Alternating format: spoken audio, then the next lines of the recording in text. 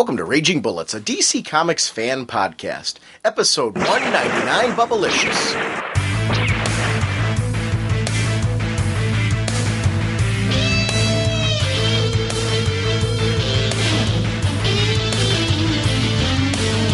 Welcome to Raging Bullets. I'm Sean Whalen, drnorge on the comic forums, and I'm joined as always by my co-host Jim. Last Stand of New Krypton was such a great read. Many shocks and surprises were afoot indeed. Sure, it was fun to see Zod's stand revealed, Brainiac as well, and the surprise figure who has Clark's fate sealed. But the real surprise came from an unexpected source. Millicent, the not-so-super-dog, watching her master's head thrown off course. So says the sensei of the whatnot, Segulin, and the Duke of you-know. Outstanding. It was one of my favorite moments from the great issue, Last Stand of New Krypton #1. One of my favorite moments is that one panel where you see what I'm guessing it has to be a super dog, right? This is a Kryptonian dog who's over there watching her master's head turned completely around and just kind of standing there saying, hey, I'm not getting involved in this. I don't care what kind of sausages you're carrying. It's just like, it was just such a cool scene. So You're definitely not man's best friend on that line. No. Millicent is Millicent's best friend. Yeah. And next thing you know, you see Millicent going, Viva la Brainiac! I'm on board. So it was great. Our sponsors for this episode are DCBService.com and InStockTrades.com. Speaking of Superman, War of the Supermen, number 2 of 4. Sterling Gates, James Robinson, art by Jamal Igle and John Sabal, cover by Eddie Barrows. This is that great War of the Superman 4-part miniseries that I'm really excited for. It's with especially spinning out of the last stand of New Krypton and all that. Regularly $2.99, 40% off only $1.79. JLA Avengers, the trade paperback. We're going to be doing that next episode. So $1.99, whatever I'm going to call it. It actually will probably be, if it's not our last show before 200, it'll be like the second last. We might do a mini one somewhere in there just to get to some new books before we hit 200. But 200 is going to be next week for sure. March 23rd is the actual 4-year anniversary date, and later in the week we're going to release 200. We'll release that before we hit Super Show, Jim. But I'd like to get, if it all works out with Kent and we're able to schedule this, I'd like to get JLA Avengers in before that, if possible. So that's going to be something we're going to try to squeak in before we get to that. But wow, 4 years. We've actually technically already recorded 200 episodes. Oh, yeah. It's amazing to kind of talk about the fact that we are going to be hitting our 4-year anniversary coming right up. So I'm really excited for this one. But we're going to be talking about JLA Avengers. And I already have planned the next book that we're doing through DCB Service, actually through InStockTrades.com. It actually kind of goes along with 200. You know, in 200 we're talking about the greatest DC Universe stories of all time, Jim? Yeah. The next one, and the discount's already up, Batman the Cult. I've always wanted to do it on the show. So after we finish up with JLA Avengers, we're going to go back and finish up Preacher real quick. The next book we're going to do is going to be Batman the Cult. Nice. I have wanted to do this since episode 1 of Raging Bullets. It was out of print for like the longest time, and now it's back in print. So you can go pick that over from our fine friends over at InStockTrades.com at a discount. But JLA Avengers is still there if you haven't picked that up. Go ahead and pick up Batman the Cult. I want to shout out InStockTrades.com. Remember, orders of $50 or more, free shipping.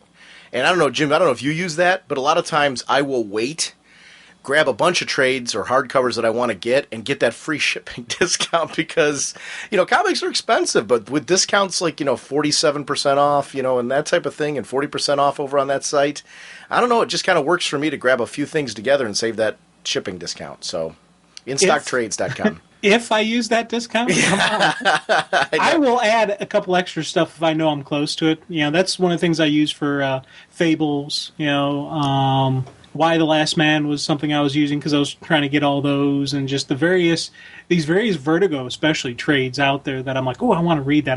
So I'm just like, oh, okay, I'll grab that. So it's very easy to get above that $50 mark. Actually, Vertigo is a great example of what I use in-stock trades for, because I am finding now that I prefer reading my Vertigo books in arcs, just because I get behind on them anyway. So actually what I do is I kind of plan them out according to when their arcs are released.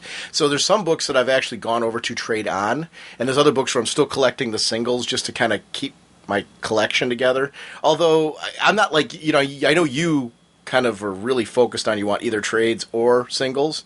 I don't usually care, but apparently I've got to have some bit of that bug in me because I am keeping singles off of some of my favorite Vertigo books, but I'm still reading them in ARCs anyway, so it makes no sense. But I do use InStockTrades.com for that as well. You know what I've been using it for? The hardcover re-release. Like, I've bought the Fables hardcover re-release. Like, why do I need another copy of it, Fables? But you know what sold me on it? That doggone Preacher hardcover.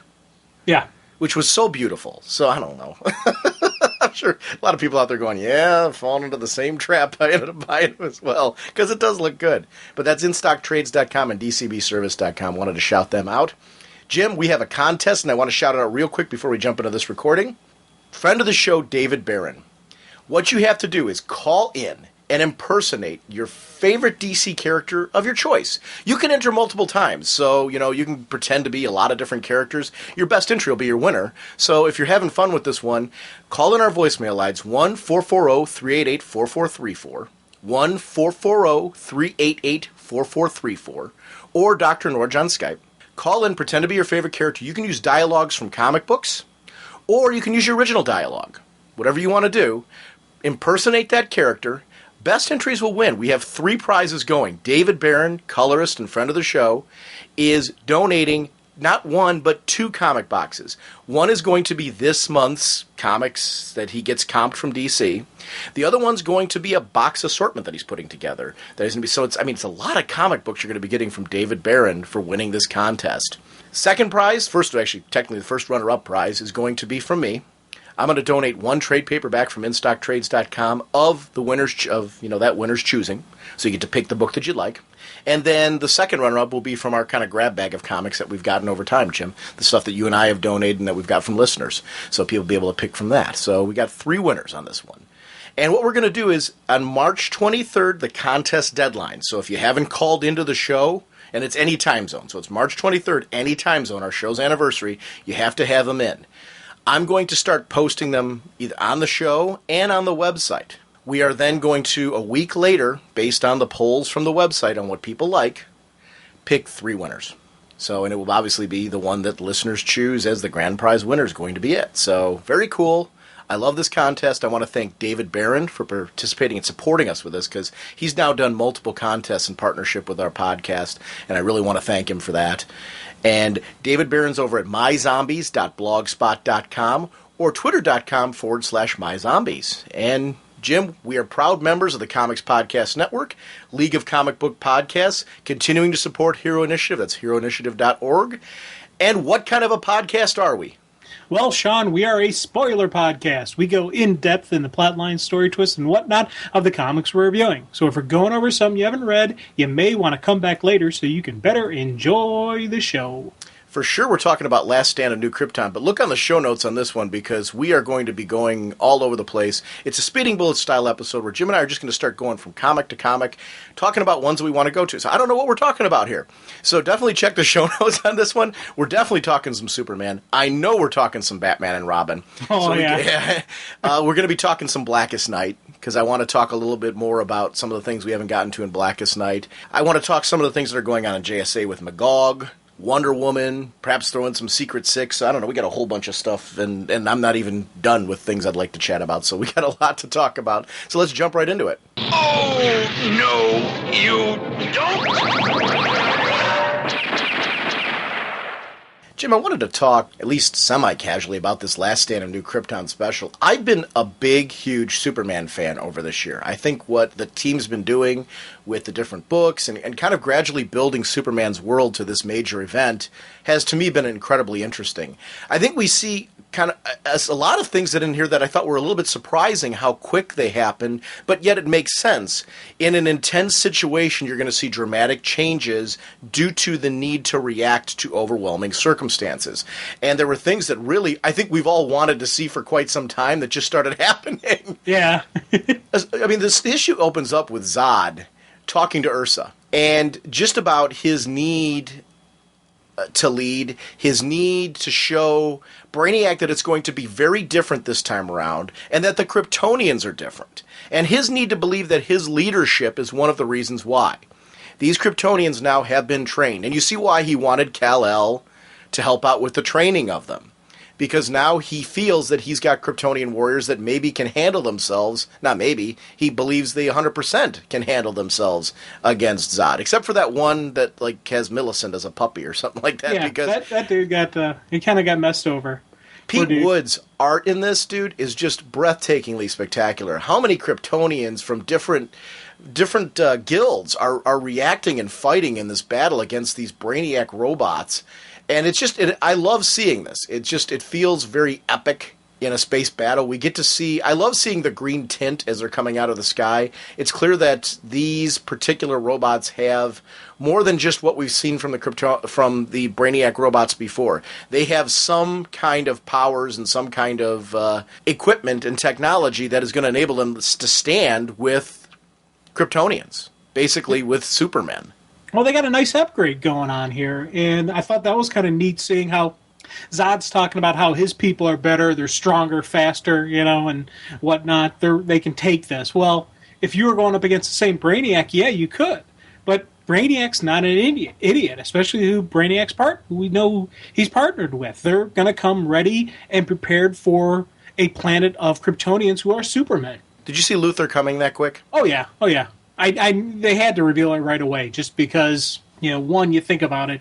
We knew he was with him throughout some of the previous stories, so it was just good to see them throw it out there right up front. And in a way, it makes sense given Brainiac and Luthor's personality and style, they're not going to hold that back from Clark. They're going to let him know, hey, you're up against your two greatest enemies now, and we're both going to enjoy kicking your butt. And I thought that was just a very egotistical kind of, but not like the stupid ego villain. It was a very, real and true to their personas that they're going to come up front and say, look at me, this is who I am, this is who's going to defeat you. I guess it was I wasn't surprised in the sense I was like, oh my God, I can't believe they did that. I didn't see it coming, though. I don't know why. And I mean, that to me was just a great way that the events, I think I was so focused on the battle and what the reveals was Zod that I completely forgot about Luthor for a moment. Yeah. And when he popped in, I'm like, oh yes, what a great ending. So I mean, I thought the placement of it was really, really cool. I will make him kneel before me as I strangle the very life out of him. You know what? I still get giddy at those moments with Zod where we see him revealed as this kind of, I don't want to say megalomaniac, but he really is so focused on his own need to rule, his own need to be the superior general, that, and it really is, we're dealing with somebody who is willing to sacrifice, as we saw in this, mass amounts of Kryptonians, if necessary, to achieve that, to make Brainiac kneel, to beat him down. And that goal means more to him than anything. And if that goal is achieved, any sacrifice is worth it to achieve that goal. And that is the fundamental philosophical difference between him and Kal-El, and one of the reasons why Kal-El has to make the decision that he does immediately to switch back into Superman mode. That is not who he is, and he is not going to be a part of that. He is going to be a part of the solution to what he sees as a major problem. It's a job for Superman, and that was another moment. Both moments had me just as giddy for very different reasons. Oh, big time. And I've said multiple times on the show, I am a sucker for those moments. And every single time with Clark, I always go, yay! Just this is a job for Superman. Rips open, you got right there the big red S. He's flying into it, and that was just a perfect, just bam moment for me that I really like seeing. And it's funny with him completely turning his back on Zod. Now he's done with the planet of New Krypton.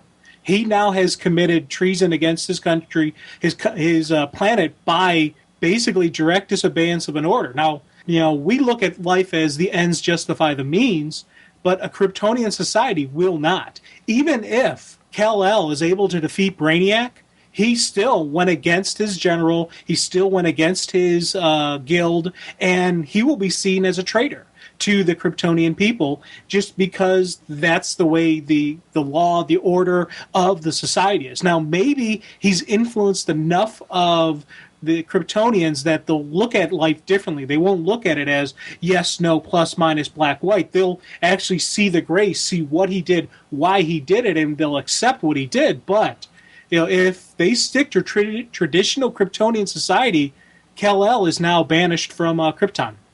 And how will Allura feel about this? Because Allura's eyes are open now to Zod, in the sense that she's seen what's going on, and she sees, I'm sure out of this, she's going to see Zod in a very different light. So the question is, how is she going to react? Even more important to me is, how is Kara going to react to all this? Well, I think Kara is going to, side with Kal.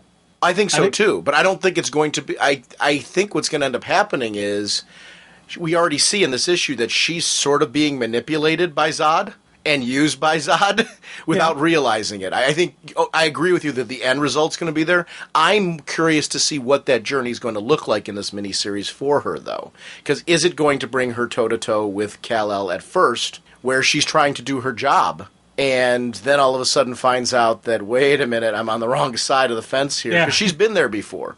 Or has she matured enough that she's going to catch that right out of the starting gate? I don't know. The only thing that really makes me think she's going to catch it out of the starting gate is you see her, how she's dressed. She's wearing the Supergirl outfit. She's not wearing the traditional, Kandorian outfit that she would, be wearing otherwise. So she's in Supergirl mode right now, right from the beginning.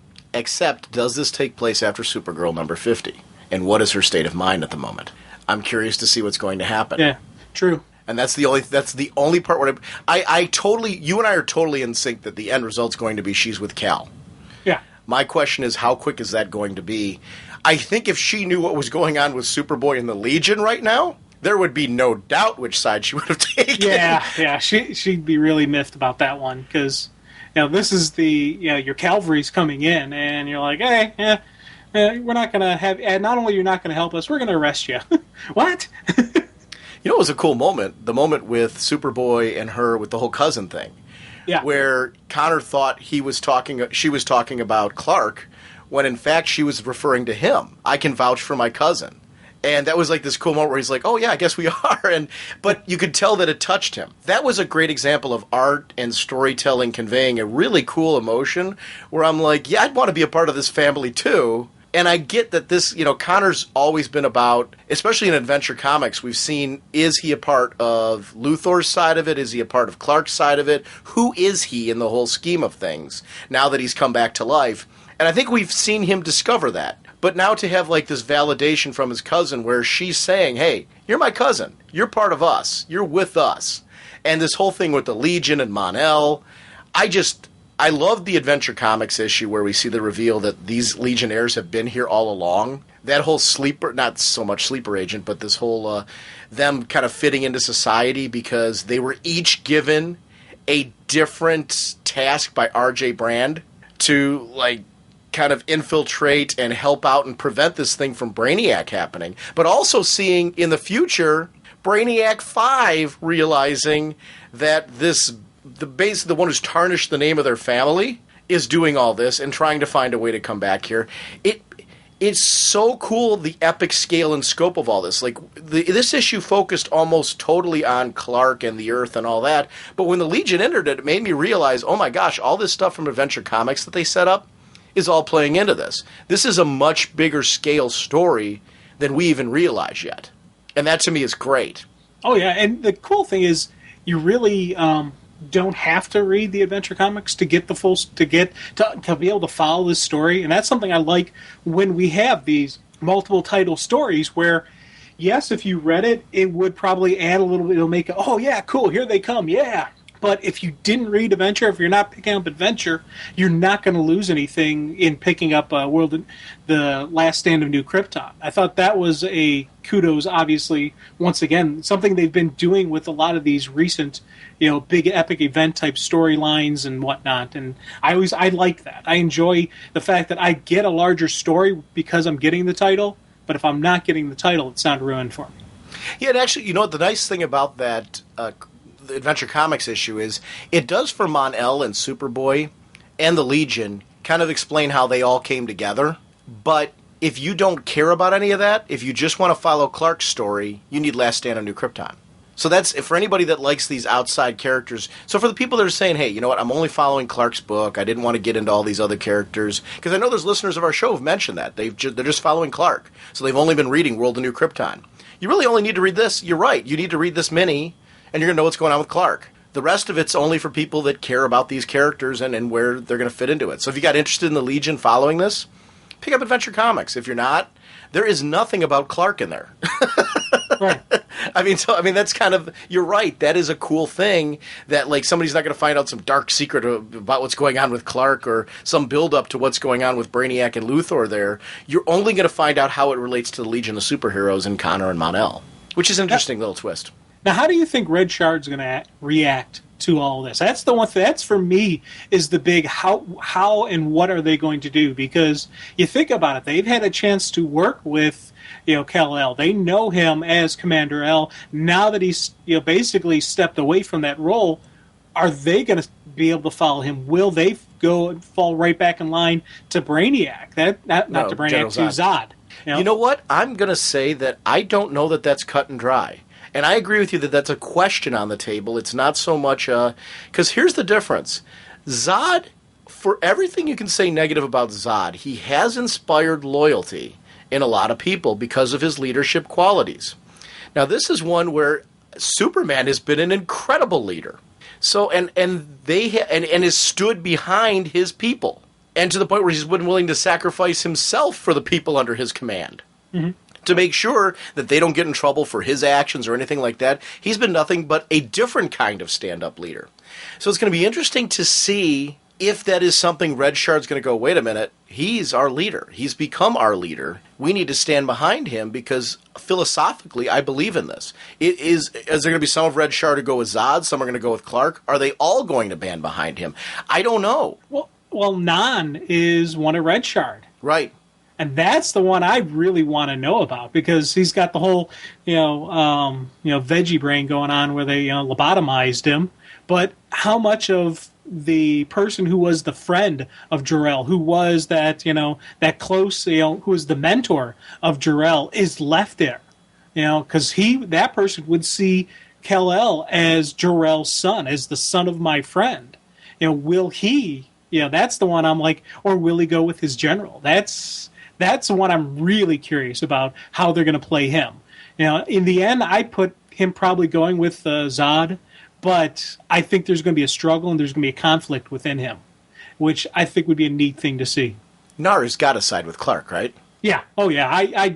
I'd be shocked if she didn't. What a cool character Nara's become. I've really enjoyed the development of that character. This is a great example of where you've taken a supporting cast that of Kryptonians that I'm actually interested in. Nara is a very cool character that I'm hoping on some level out of all this. I'm assuming we're going to see her in War of the Superman unless she's, Brainiac food.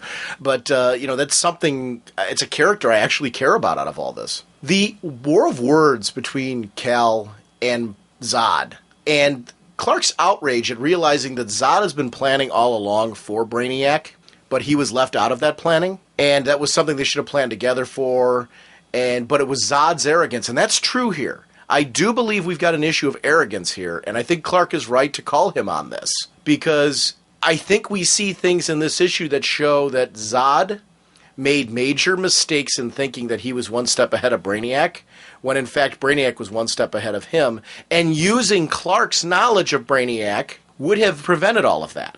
The deaths that happened were completely unnecessary. Clark could have prevented all that. Because of you saw how easily Clark got inside that machine. Yeah. So if he'd have been, Clark is right to say what he said. I totally am siding with him on this one.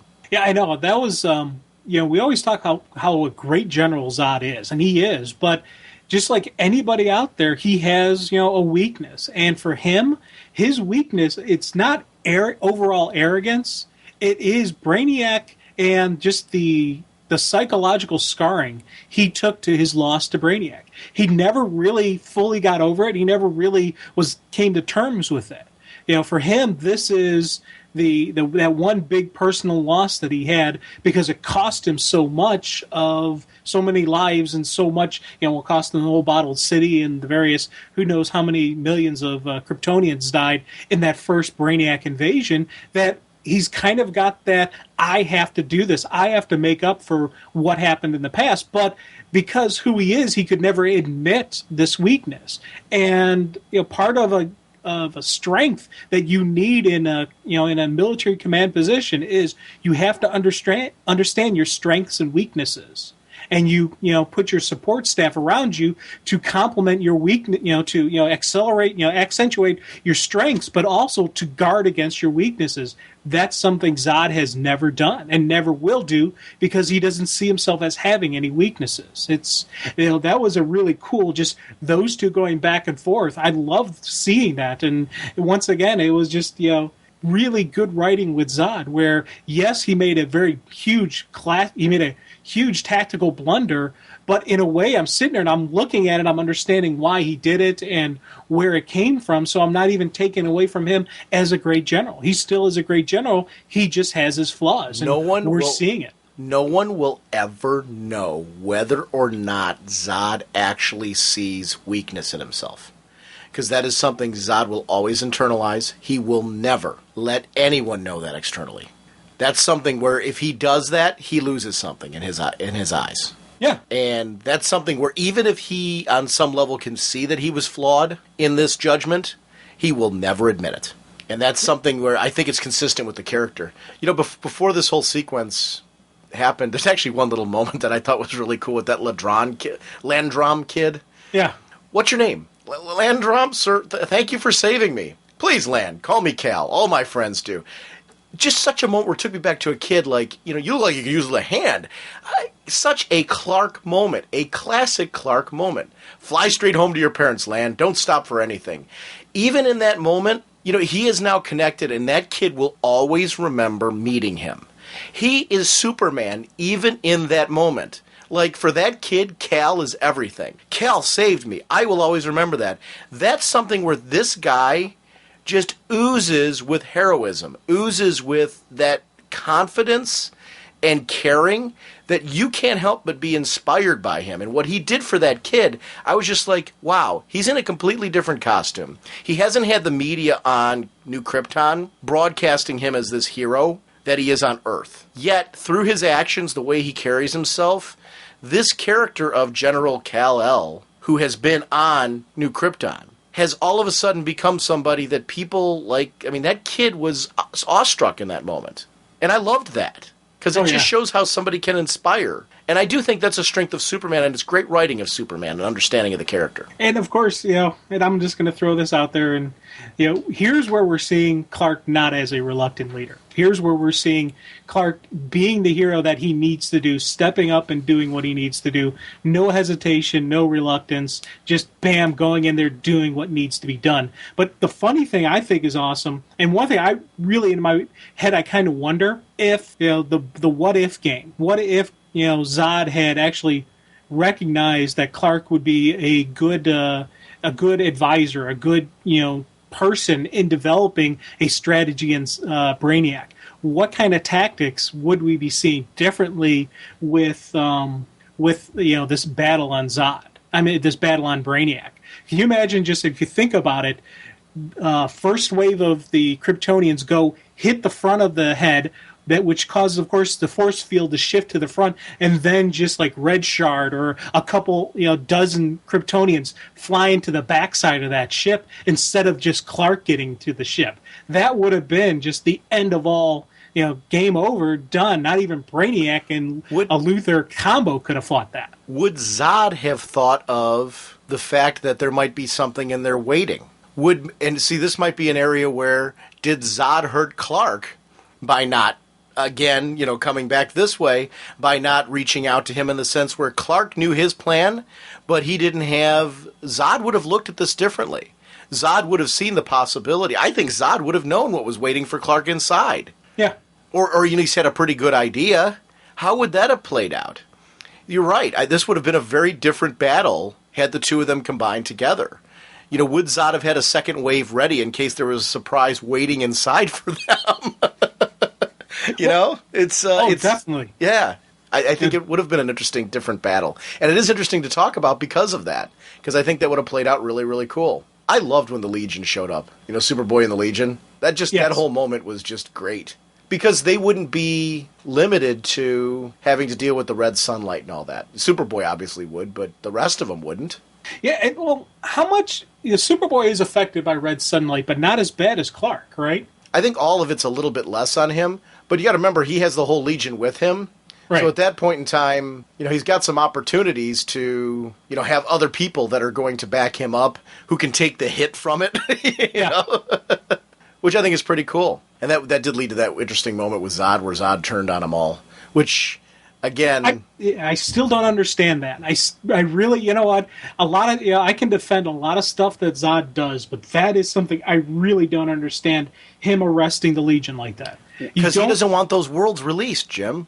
He doesn't want any of those worlds released. He doesn't want them to do their mission. Their mission is they want to sneak in there, get all the worlds out and released. Why would Zod want that? That then becomes, how secure is New Krypton, in his eyes, how secure is New Krypton going to be if all these worlds are released? Look what they're already dealing with Earth, in his eyes.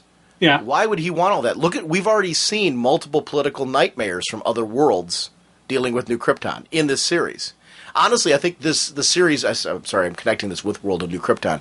But in World of New Krypton, look what happened with the Thanagarians, for example. All these different races, as they kept popping up on a New Krypton, there became issues. Even Adam Strange, when he came in. So why would he want to release more into the galaxy? In his eyes, I'm with the Legion. So you and I are totally on the same page in the sense that I understand what the Legion wants to do as heroes. They're doing the right thing. Zod wouldn't want that in a million years. He wants to destroy Brainiac. Why release them? Okay, see, now that makes sense. That makes sense now, why he's doing... Because that was the one thing I was holding on to, trying to figure out why is Zod stopping this? You never initiate a two-front war when you're... Especially if you're up against a possibly, more powerful, dominant force. Why would he introduce the second front now? But that makes sense, what you're saying about with him not wanting the other cities to be released. And who knows, maybe there could even be something that Zod knows is on that ship that we don't know. Maybe there's another Kryptonian city, or maybe there's somebody else that is, pure anti-Krypton. I thought there could be an X factor involved. If it was a Kryptonian city, he would want that city rescued first, because that would be only to his advantage. On the flip side, though, I agree with you. Any of the other races on there, even if he doesn't know who they are, him being a forward thinker, that's why I think he would have thought differently about what Clark did when Clark swooped inside. I think the two of them would... It's funny, if the two of them could have coexisted, this whole battle would have... I totally agree with you. This whole battle would have played out differently. Because he's a forward thinker and he's thinking in a different way, he would have expected the swerve that came on. So the two of them kind of diminished themselves by not being able to work together in this particular moment, because you're right, the guy that just arrested the Legion would have been exactly who Clark wanted on his side in this moment where Brainiac turned on him. And zapped him with the kryptonite. Oh, yeah. And had he had, even another Kryptonian with him, or as I keep throwing out Red Shard, because one of the things about them is you take away their powers, they're still armed. They have their, Kryptonian rifles and their blasters and all that type of deal. So you take away their powers, fine. Weaken them, fine. They're going to fire back. So that would be a completely different firefight inside that, inside the skull. Then you figure while that's going on, a second wave hits. Does the exact same thing. Boom, boom, boom. It would be just a complete decimation. The return of Brainiac. Krypton versus Brainiac. Brainiac's revenge. Do you really think that's all this is? When will you realize things are never that simple? Now, here's a question. Brainiac and Luthor, how close are they really? Can these two coexist enough to stay together throughout the end of this mini? I don't know. Because you got to think Luthor in the back of his head has got to have a plan to take down Brainiac at some point, right? Oh, well, he's got a couple plans that he's going with. He's probably tried a couple, and Brainiac's already countered them. So that's one of the things where, when they first started up together, Lex tried to do a little double cross and take over, and he wasn't able to. So he's not just going to go with one shot and let it go.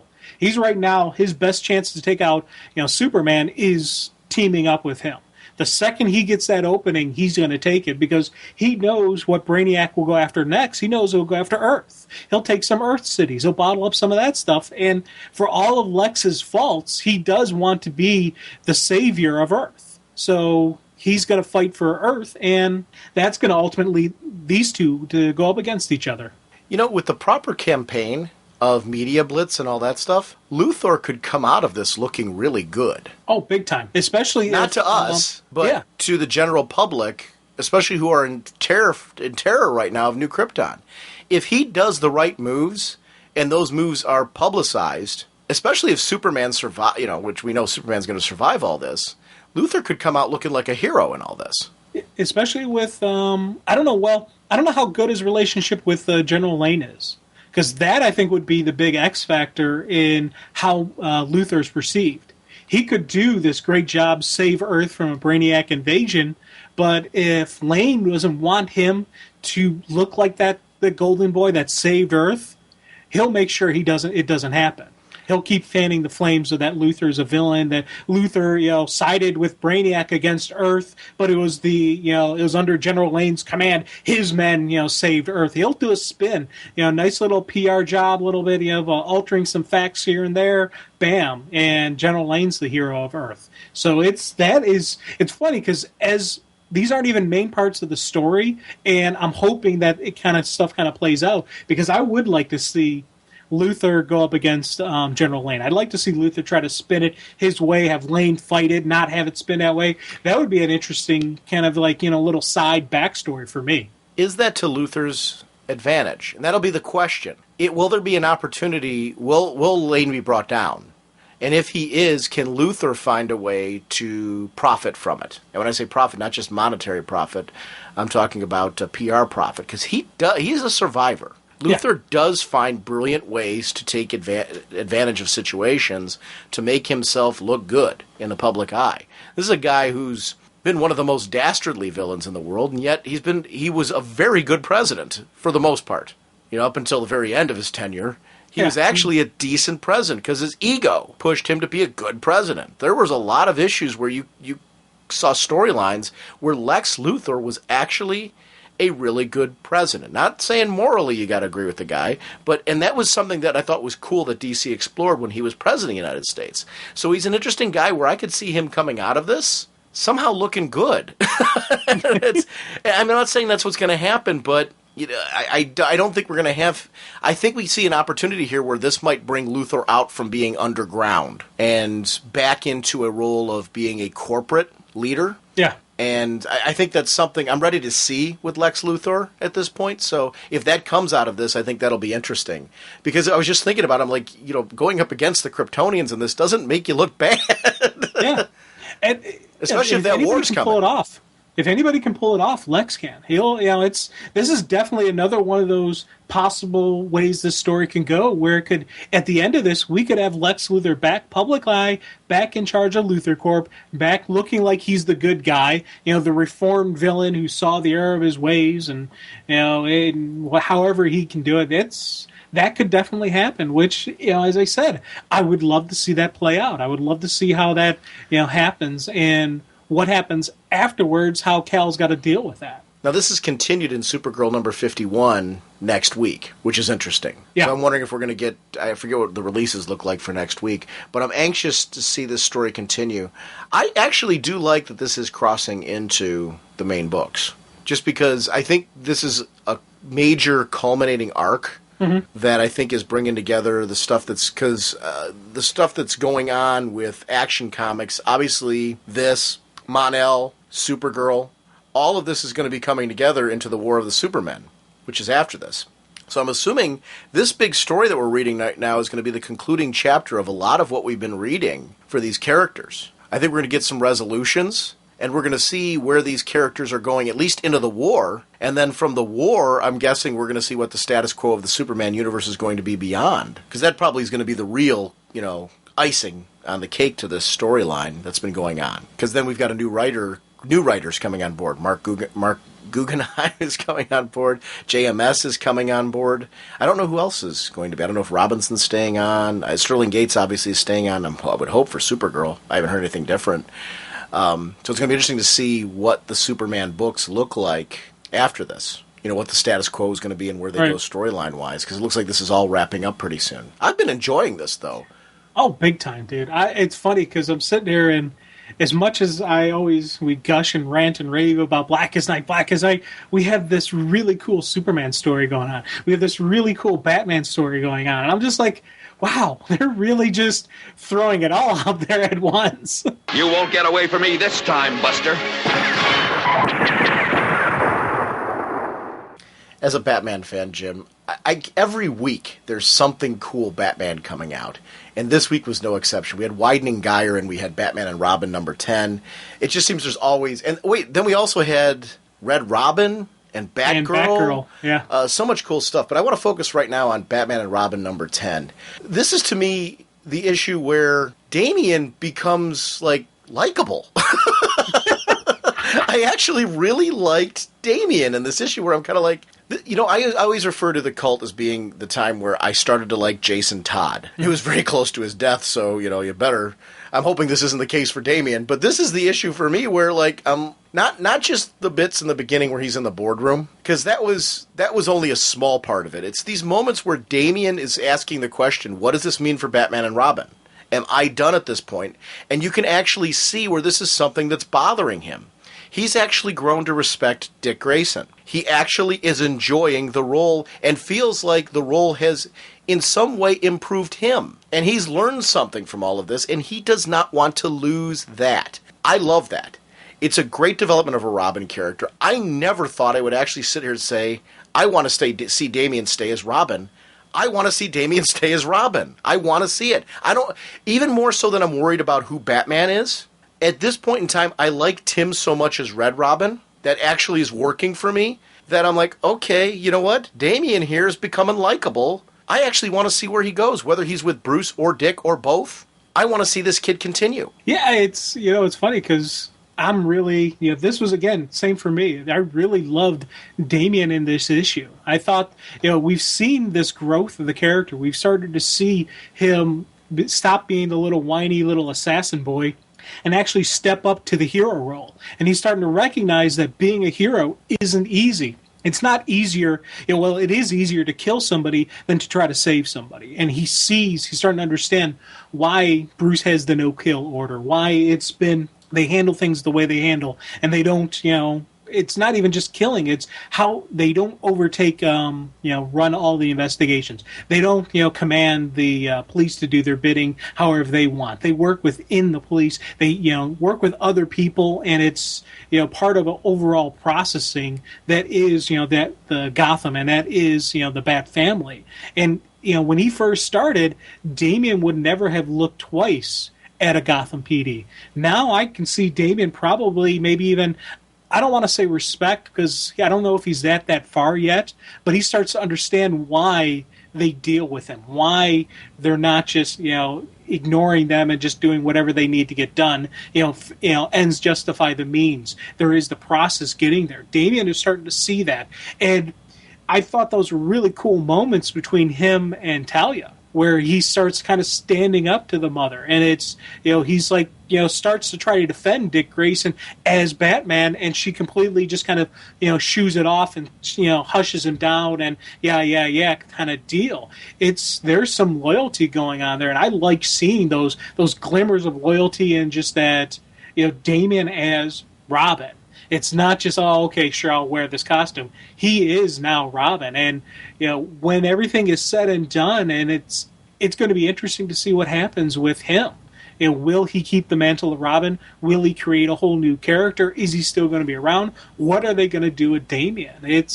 I kind of like to see Damian stick around a little bit. I'd like to see him partner up with Bruce and see how he and Bruce react. We know Dick has gotten through to him.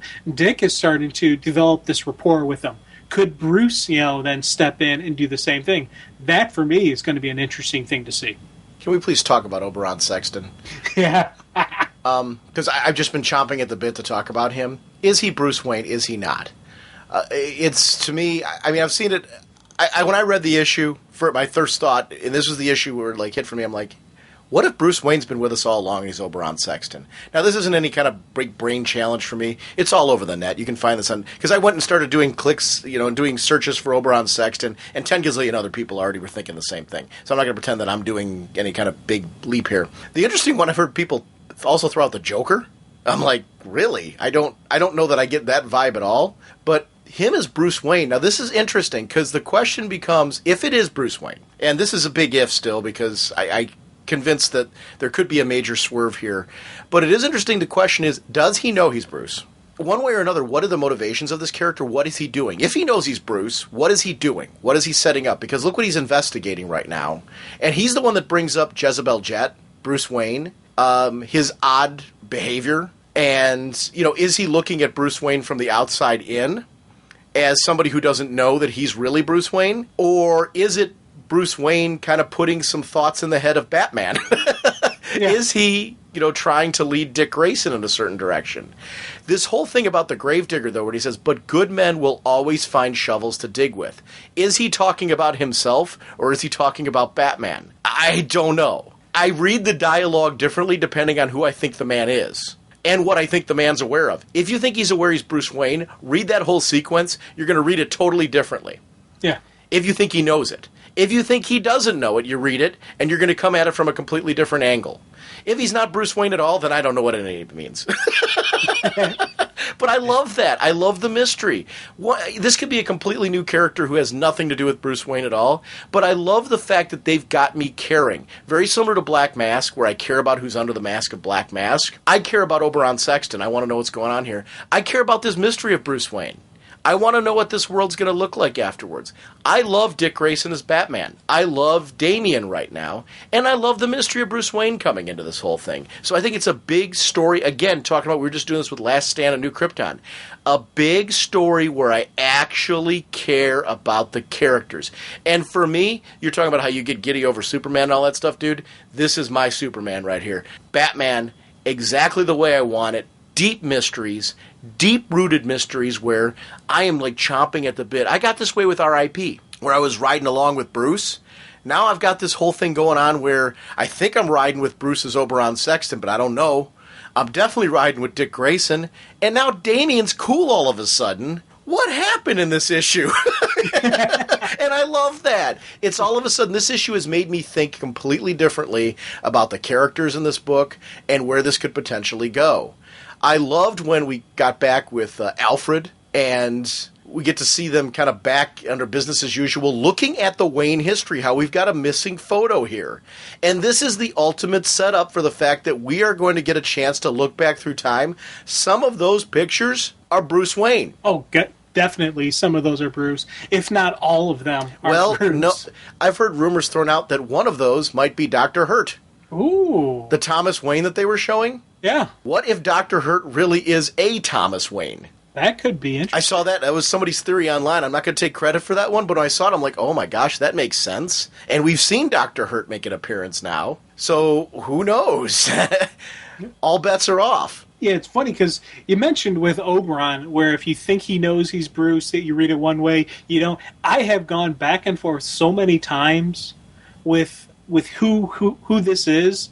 I honestly am confusing myself because it's when I first read through this, it wasn't until the very end I'm like, oh my God, I think that's Bruce. So then I immediately went through and did my read through thinking this is Bruce trying to lead Dick Grayson. And then I was going through, I read it again thinking, wait, does he know he's Bruce though? And so I kept rereading it over and over again. And I'm sticking to that I think this is Bruce. I do too. But I'm thinking I can't even say yes or no. Hold it's on. funny. Let me blow your mind here. What if these secret passages, what if these things we're seeing are Bruce throughout history, gradually setting things up in Gotham to make a power play? What if this is Bruce's way of setting things right? What if everything we're going to read in The Return of Bruce Wayne is Bruce slowly coming back to his senses and slowly setting everything that happened to him right throughout history? What is this man going to be like when he comes back? I don't know. But what if Bruce, in some way, these passages that are popping up, what if Bruce built them? Oh, I definitely think Bruce built those. Right. So there's no doubt in my mind that Bruce laid this out going through time, that as he goes through this time, he has a moment of clarity where he knows who he is. Right. And at that moment of clarity is when he does something to set, and it's like he's playing this, he knows what's going to happen, so he keeps laying down the different pieces, knowing that eventually maybe someday he'll get through, or figuring out that Dick and Alfred will be able to put the pieces together and kind of like a massive power play to, for Gotham, for Dick, for Damian, for Alfred to come up and, have the final victory without him knowing that he's doing this. Well, through most of his time in a timeline, he probably doesn't know he's Bruce Wayne, but he has probably that moment of clarity and thought where he knows who he is, he knows the past, he knows what's going to happen, and then he does something, fixes it, then jumps to the next time. Then same and it keeps repeating over and over again, and he jumps to the next time. That's how I think we're going to get with Bruce. So maybe this Oberon is Bruce, but he either hasn't had his moment of clarity yet, or because of all the different times going on, he has to stay back. He can't, because he knows too much of what's going to happen. And maybe he set things up for them to play out in a certain way. Because I don't know, I'm just loving the fact that we're seeing throughout history these bats and this history of bats in Gotham and in Gotham lore could all have been put in place by Bruce. Yeah. And that to me is interesting, to go for this play. And how strong is a man's spirit that being sent through time like this to live different lives, he somehow finds himself at some point during those lives, only then to be blasted to another time. And what does that do to him? How long does it take him to get coherent? Is he coherent the whole time after he discovers himself or not? I don't know.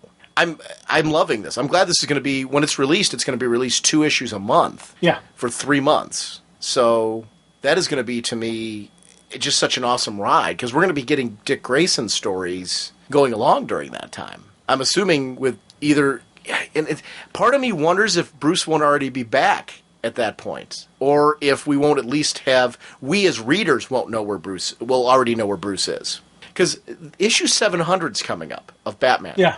And that's going to come up before the end of the Return of Bruce Wayne. So the question is, will we have, at least on some level, Bruce revealed to be back before then or not? I'm not saying that necessarily has to go that way, but if going under the theory that it doesn't 100% know who he is, or we don't 100% understand what he's doing, will we at least have the reveal? That's why I'm starting to think this Oberon Sexton, big role here, big reveal, 2 more issues for this series, and issue 700 is going to be coming out of Batman. So it's got me just, my head's kind of spinning with what are, there's going to be some big events happening. Is Bruce going to be back sooner than we think? Not necessarily saying that he's taken over the mantle. Yeah, but Bruce Wayne back. Yeah. And I think we're going to definitely have a period. The man's going to need a period of adjustment. Going through what he's been going through, I'm going to assume is a little bit strenuous on you, going through multiple times and various effects of the Omega Sanction and all that kind of deal. He's not going to be able to jump right back into the role as Batman. When Bruce comes back, there's going to be a part of a time when Bruce Wayne will have to be Bruce Wayne. And I think part of it is he's going to have to clear up, all the stuff that Hush is doing, against his name and just what he's done for the company. So Bruce is going to have to take care of some things on that end and on the personal end, and him just becoming who he is. Now, for me, I say, okay, take your time, because I do enjoy Dick Grayson as Batman. But I do have to admit, I do want to see Bruce back, and I do want to see Bruce back in the mantle. But it's as I say that, I'm thinking in my head, I really like Dick Grayson, so it's one of those excitements about the Bat family and about the Bat universe that we're still don't exactly know what's going to happen. Mm-hmm. The writing, the creative teams have been outstanding and spot on, and I've really been enjoying the ride I'm getting. So I'm just sitting back, hanging on, enjoying what I'm getting, and look forward to see where it leads me. It is funny because you say that, and I don't think that Bruce's immediate return means that we're going to get Bruce Wayne back in the sense as we knew him. Like, let's go under the theory that Oberon Sexton is Bruce Wayne, okay? And I mean, that could be completely off, but let's say that he is. There is no guarantee that this man knows who he is. So what does that mean? If we see the mask come off and we reveal that that's Bruce Wayne and he's been there all along, does he know who he is? And are we going to have all this storytelling in present day trying to discover, trying to bring him back? What will it take for him to come back? I don't know. That's a whole other, route to go. And does us knowing that Bruce Wayne is back mean that Dick Grayson and Tim Drake will know that he's back yet? We might get the reveal long before those characters do and not know what it means, if that makes any sense. Oh, definitely, yeah. So I mean, that doesn't. I think we've got a big reveal coming up soon, though. I'm hoping that it's him because I love that kind of stuff where like, okay, this is just the beginning of the story. It's not the end. It's just the beginning. And what does that mean for Batman? And it's fun. How awesome, though, in these stories have Alfred been? Oh, yeah. I really just... We've said before about how the people, who, when they know how to write Alfred, when they know how to do him right, he is just that great piece of the story, and he's a crucial character. And especially in this one, the manor had been... Security had been compromised, so what's the first thing Alfred did? He kills the power while he's searching for any bugs, while he's searching for any listening devices, or anything that could compromise, the secret, could compromise secret identities or any type of future security breaches. He's going through step by step, meticulously laying it out. And while that's going on, they have this other mystery, so he's multitasking, doing multiple things at once. I love just, that's the kind of guy that Alfred is, and I love seeing that character. Why he's not just a butler. He is, a confidant. He is a mentor, a father, a friend, a partner. As much as any other superhero, Alfred is part of Team Batman. I love seeing him in these strong roles. I loved the bit with Damian and Dick Grayson finding the secret passage. I love Dick Grayson as Batman. He's like, we found a secret passage. Aren't you just a little bit excited? Do you know what I gave up for this? It's not just nothing to me. This is really bothering you. What started all this? And there's these moments where we see the flashback here with Damian, where Damian is standing up to Mom, and I gotta wonder how much of Damian's behavior that we've seen has been driven by Mom. I mean, I know a lot of it has in the sense of upbringing and all that, but I'm saying we see these moments where he all of a sudden clicks, and what is it that was said? What was it, the pattern on the floor? What was it that gets him to the point where he's picking up the sword and tries to kill, where he's in a trance? Well, you look at what Dick actually said right there. He's like, Batman and Robin will never die, right? And maybe, but it was happening before that. No, look at the that was in the panel before that. Before he even said that, he already started flipping before that. Okay. So I don't know what it is that's pulling it off, because he said when he's walking in, you start to see it. He has the memory of what Mom said. Okay. And he's like stuttering, going, and I don't know if it started in that first panel, but it was definitely in the second panel. And then it all starts to go through there. And that's when he pulls the sword. So he was going through this whole thing when they entered the room. So was there a visual cue? There was definitely a cue. So I don't know. I don't know what the pattern, because once you see the pattern, it's everywhere. It looks like a dead end ahead, but there's something on the floor. There must be a mechanism around here. What was it that set him off? I don't know. But thank goodness Dick Grayson fell through the floor, else his head would have been chopped off. But you see this moment, Mother, what have you done to me? And wow. This is an interesting twist. Do they really believe I would let them take my son from me, summon my executioner, and will end all this? So that's something that just is completely... Damian now has become sympathetic, whereas I thought by the end of this, I was still going to feel the same way about Damian, where I enjoyed him playing off of Dick Grayson as kind of the bad boy Robin, but he's become an endearing character in this issue. Like, I actually like him. Genuinely like him. I don't feel he's annoying anymore. I'm actually sympathizing for the kid and being like, wow, Dick Grayson's actually really become a brother, a big brother to him. This is what Nightwing is. He has become the Nightwing Batman, where he's become this role. And this is so well written, Dick Grayson, because he's reacting to Damian in a way that I don't know Bruce could. And I love that this relationship is because it's Dick Grayson under the cowl. And maybe now if you put Damian with Bruce, because of his time with Dick, Bruce can teach him something or take him someplace that he could never have gone before because Dick has already reached him. Or he'll stay with Dick Grayson as Batman, and we'll see how that relationship's growing. I could go either way with that whole thing. It's become so cool. But notice on the wall, Thomas, and Barbados. Thomas. Again with Thomas. Is that Dr. Hurt? Is Bruce issuing a warning about Dr. Hurt? Is Dr. Hurt coming back in all this? I don't know. Or is this one of Bruce Wayne's personas that we're going to see from the past? That's some question marks I have here. When was this built? We've got to see that.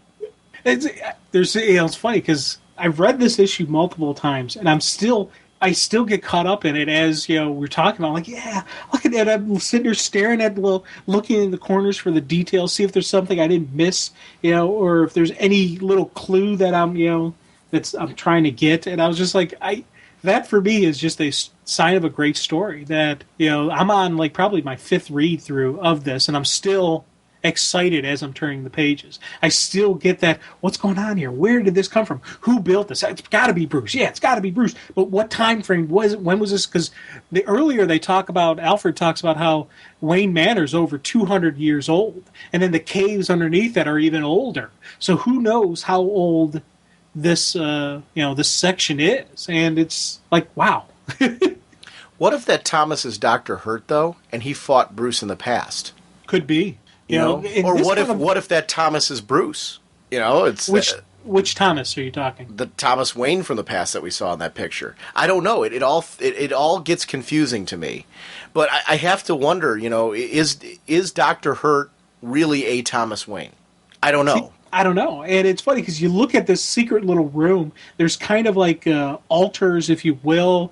To me, this has a very kind of like church type styling to it. Cult maybe, like maybe a bat cult or something to that effect could be what this is. Because, look at just that back corner there. It looks like kind of like a risers for pews, and you got your back crest symbol on the floor with a couple other, type of stones, the stone standings where, someone would actually maybe preach from or something like that. I don't know.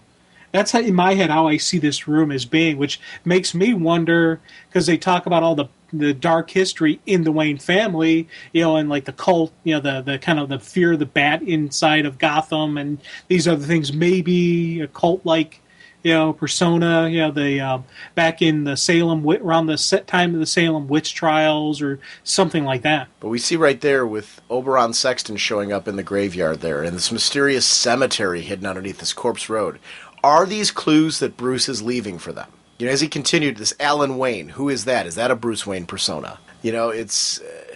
and this moment right here with Oberon and Robin, is that Bruce Wayne and Damian together for the first time? Or, at least in this capacity, right, together for the first time. I don't know. It's the W on the back. What does that mean? Well, it's probably Wayne. Yeah, no, I know that. Duh. But I mean, who is that? Who has that W on their back? The picture, again, of Thomas Wayne from the past. That's the Thomas Wayne in the past. Mm-hmm. Is that Bruce? Is that Dr. Hurt? I don't know. Or is it just a different Thomas Wayne? There's got to be something there. And again, I want to know who's under the mask. I don't know. I'm loving this. I love the mystery of it. I don't care if I solve it all. I just want to go back and read it and see all the clues that Morrison laid out. Because I have a funny... I know for a fact that knowing Morrison, very similar to R.I.P., we're going to kind of go back through and jump around and go, oh my gosh, this was all here all along and we should have seen it. And when everything's said and done, we're going to say, why didn't I see that before? Oh, I can't believe I missed that. Can we talk casually just about Batgirl number 8 and Red Robin number 10? Sure. Just because that crossover to me was so cool and interesting. One of my favorite moments. Holy crap. He's watching Batgirl when the gun comes out. He's watching Batgirl take down one of the League of Assassins. The girl that he has so much respect to, because the two of them have been through so much together. Batgirl took her down without even blinking, which is something Spoiler wouldn't have done. Clearly him seeing for the first time, wait a minute, I've totally underestimated Stephanie Brown. She's not the same girl that I knew before. And she's bringing something to the table, where he's been fighting that all along. And realizing that he needs her help. And that she has something to offer, and that this is too big for him. And this is about Team Batman. And that the two of them together can accomplish something that perhaps they apart would be an impossibility. And I love that role and relationship between the two of them. I have these moments during it where I so love the new relationship, but it was great to see Zoanne brought into it. Yes. It was great to see our good friend Miss Fox brought in. But then these moments with Stephanie... I'm like, I would not want to be Tim Drake right now. Because talk about tough. It's funny because tough life. You got how many really hot women to choose from. But it is kind of a interesting dilemma he's got himself in because there's so much that he it's I don't know. I'm really liking where they're taking this. We're not only are we getting the Tim Drake that I really enjoyed from the Robin series, we're starting to get that personality. He's starting to come back. He's starting to rebuild himself. While he's doing that, spoiler, is building herself into Batgirl. She is now Batgirl now, and it's embracing her destiny. Not destiny, role, mission, whatever you want to call it. She's seeing why. Tim, was trying to keep her out of the game. She sees the importance of what has to be. It's no longer just, fun and games for her. This is a serious job. And I love seeing her maturity, him recognizing that maturity in her. And it was just these great interactions that leaves you wondering, every time I'm turning the page, I'm wondering, are we going to get, Tim and Stephanie, a power team again? That'd be kind of neat. Once again, Robin and, Batgirl. They always have that, connection, tying back to Dick and Babs. But I don't think they're ready for that yet. Yeah, and even if they don't do that, I would still be happy just because what we are getting from them. There is a connection, whether it ever becomes a couple, whether it ever becomes anything beyond friendship and mutual respect. I'm cool with where they're at, what they're doing, because there's so much they can do with each of these two characters that I'm glad to see they're using them, they're developing them, they're throwing this out there, and we're getting some really cool, solid stories. We got a great team up between these two titles, and it really fleshed out and just lets you see what these characters are capable of. And I love that. I love that Stephanie Brown. It's so funny. Cassandra Cain was a Batgirl that I just adored. So I thought to myself, really, we're going to take her out of the game, and I'm going to be okay with this? I'm okay with this. I'm more than okay with it. I think Stephanie Brown as Batgirl, this is so working for me, and the development of this character. And I do think that the end result of this needs to be that Stephanie's like, I'm on a path right now, and I need to continue on this path because it's making me a better, more secure person. It's making me a much better hero. It's making me the kind of hero I always wanted to be, with the kind of respect that I always deserved. And I love that. That is, to me, something where I think she's finally become, instead of the gawky teenager that would make mistakes and just survive by, the skin of her pants, it's this girl's back now. She is, she's finally evolved into a character where you can believe she's a hero. And you want her to stay that hero. I just can't wait to read more of her adventures because they're fun. I love reading her as Batgirl because her story is in this very dark universe of the Batman world. We are seeing her as Batgirl the way she was when she was Robin in her brief tenure. She adds a light to the darkness. She brings an excitement there that we need. And it's kind of nice because with Damian obviously being a little bit darker, and with Tim was never like Dick Grayson light, if that makes sense. He always brought something to complete Batman, but he didn't bring the same kind of light that Dick Grayson brought. Stephanie Brown does. She's fun in the Batman world and yet believable in it. I love her motorcycle type of thing, how it's so uniquely crafted in a way that it feels like a gift from Oracle versus a gift from Bruce. Like, I don't see Bruce giving her that. No. His would look different. And that's something to me, it looks like high tech, like something you'd get from Oracle. And this whole twist with, do you think Ra's al Ghul is going to succeed on any level? Well, he's going to succeed on some level. Because Ra's doesn't have epic fails. There's going to be something's going to happen. He's going to get something out of this. Whether it's, a moral victory in that he, lets them know, hey, I can hurt you. I can do some damage to you. Don't ever underestimate me, kid, because, I am Ra's al Ghul. But I don't think he's going to get a complete victory. I'm hoping we're not going to see any of the main characters die from this, and everybody's going to survive throughout it. Now, I think probably, I don't know, once again, Tam Fox, I think she's got a big bullseye on her chest that she, once again, she's going to be in harm's way again because of her association with Tim Wayne, which in a way is going to be kind of a funny thing, just to seeing if anything can happen between those two, because every time she's with Tim, she almost gets killed. I think that's going to be a recurring theme with her and Tim. And is she going to survive? Because she and Vicky Vale are Vicky Vale's not being targeted, but, Leslie Tompkins was just saved. Is Tam Fox going to be saved here? Is it going to happen, or is she going to get shot? I don't know, because I mean, this is a League of Assassins. They can only miss so many times. Right. You know, like, will Tim and Stephanie show up in time to save her? I don't know. So that's going to be a fun read, an interesting read for me as well. And the stuff with Thomas Elliot, Hush. How is that going to play out? He wants everything that Bruce Wayne has. I think that's the part where I'm questioning how much of that is Ra's going to get. Well, he's going to get I think he's going to do some damage. I really do think there's going to be some damage going to happen, and I'm kind of curious to see, especially with everything going on in this whole jumbled up, mixed up world of Bruce Wayne, how much does he actually get out of, in the end game? There's going to be something's going to happen. This isn't just going to end happily for all the heroes. Now, who's going to die? I don't know. See, and here's the big question mark for me. A lot hinges for me on how alert, if Oberon Sexton is Bruce, does he know? If he knows, we have no idea what he's already put into place plan-wise.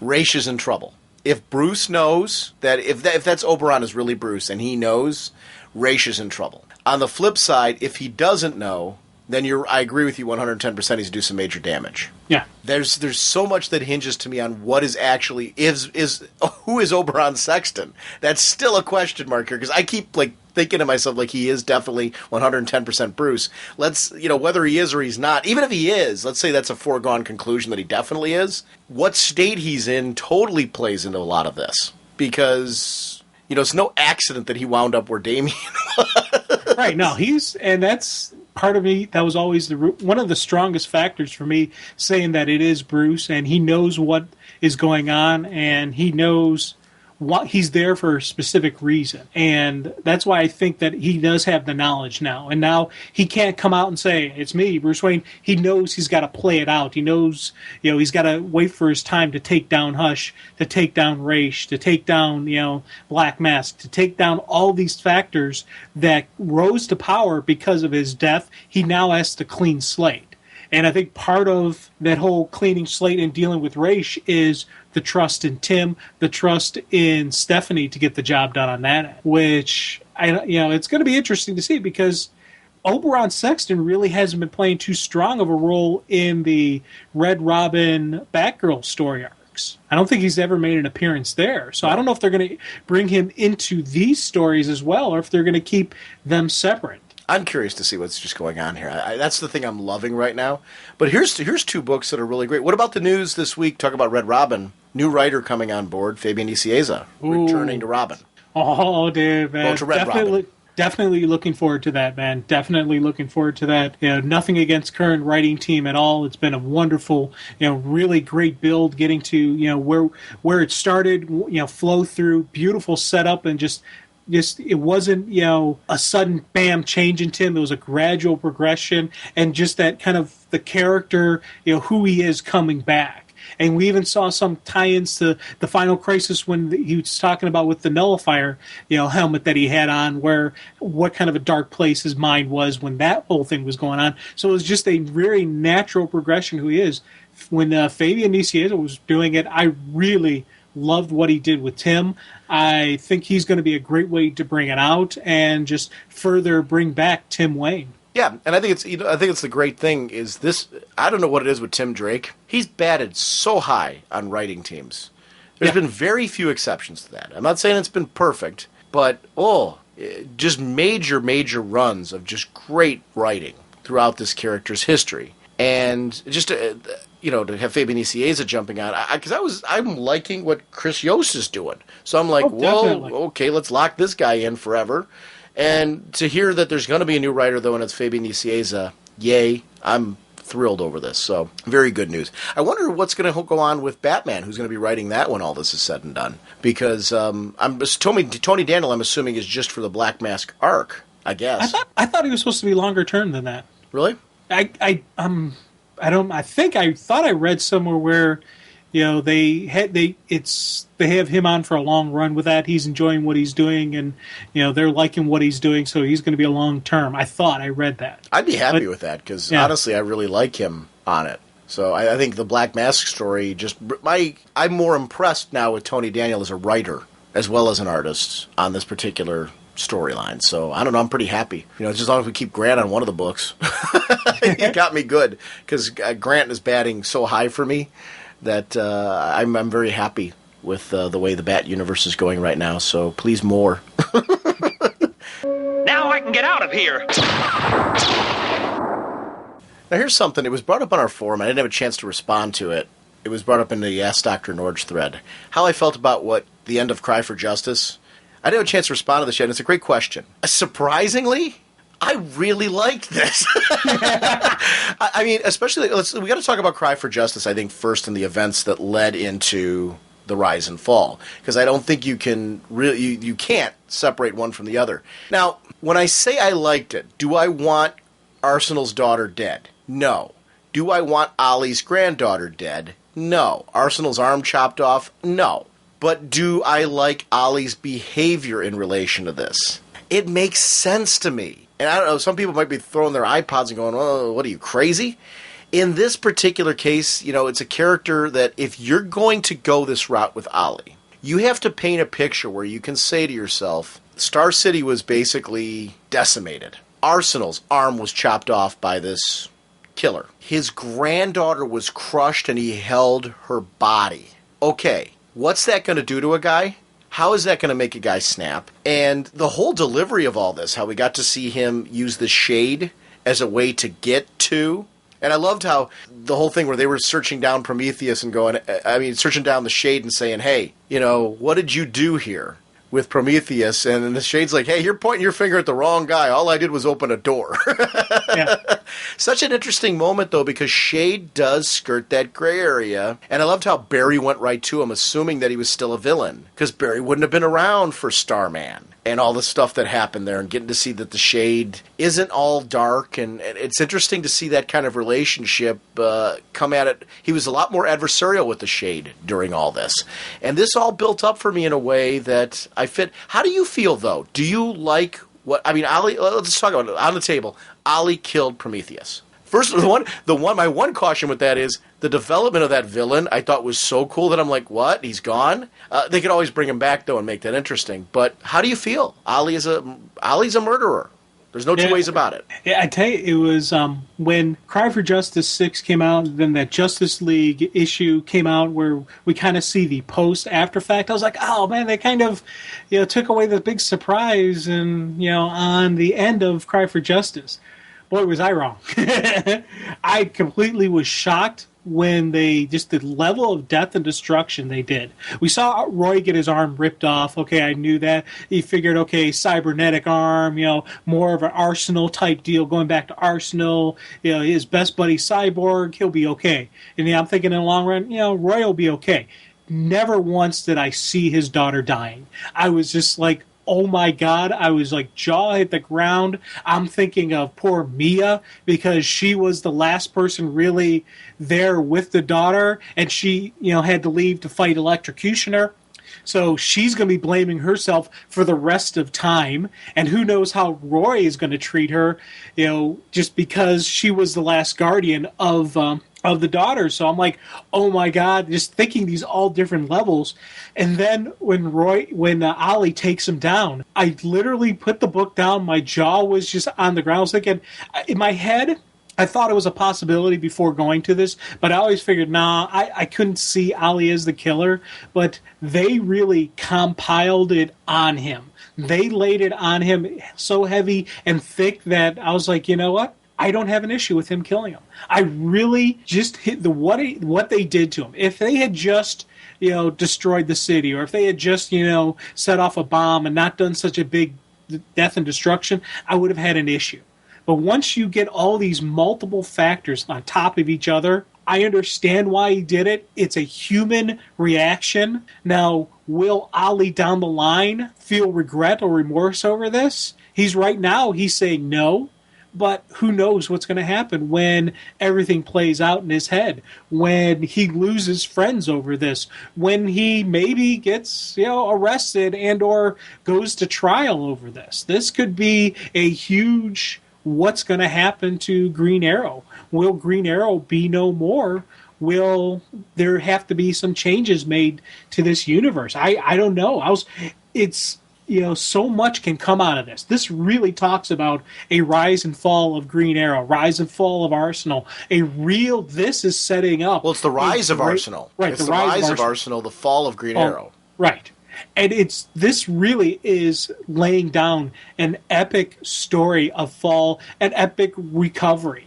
This guy, you think about just how far Ollie is going to fall even beyond this. Well, he's already had a huge fall. What's going to happen when the rest of the hero community finds out about this? Is Arsenal the one to stop it? What? Is Arsenal the one to stop it, or is Arsenal going to side with him?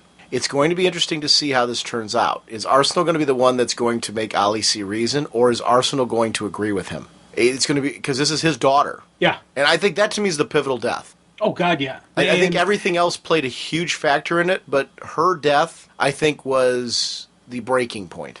That was it. This dialogue right here. No matter what I do, no matter how much I try, I can't hit him hard enough. He calls himself the Electrocutioner. He's part of the reason Star City lies in ruins. He helped the deaths of thousands, and that's why I'm going to kill him. Just like I did Prometheus. And that, I mean, the blood on his fingers and just that moment, I'm like, whoa. And can you come back from this? Yes, I do believe you can. It's just a matter of what's it going to take to make Ollie see the path that he's on. He sees himself not as a hero, but as a hunter. And, wow, how far do you push a man, and when does it get to a point where you're like, whoa? And honestly, I got to say, the death of Prometheus in the Rise and Fall special, where he's hanging from the wall. Yeah, that goes even beyond just killing a guy. He left him there mounted on the wall. Yes. He's like, just leave him there. I'm done. And it's not even like pull out his arrow to try to cover up the fact that it was him who did it. No, there's a green arrow stuck in that dude's head. Who took him down. He left his calling card, and him going after the Electrocutioner the same way. It's like a kind of just some wow moments. Would I want this from all my heroes? Of course not. It has to be such a significant event going on. I loved when I say loved, but there was an emotional response when he was sitting there talking, not only just holding her body, there was the one line where he was talking about how he could feel the body get colder. And who knows if she was already beyond that, but it just, in his mind, he probably just felt the life just slowly slipping away from her. That's, serious things that if anybody who's got any type of family, children, grandchildren, nieces, nephews, and various whatever, if you let those kind of thoughts enter your head, what if something happened to them? What would I do? It does, you get that reaction. You get that, oh man, because, it's what would you do? And we're seeing it right here. What probably most people would want to do. Would they be able to do it? Would they have the skills to do it? We have somebody who has the skills to kill who's always chosen not to. He's that good of a shot that he could go for the death blow, but he doesn't go for the killing strike. He goes for the wounding. He goes to take down his villains. Now he's got a reason to take the life. And it's going to be interesting to see him, Barry, and Hal, how they deal with all of this. I loved the moments with Wally and Dick Grayson. I was glad we got to see the two of them because their relationship with Roy from the Titans would be something they'd both have to bond over.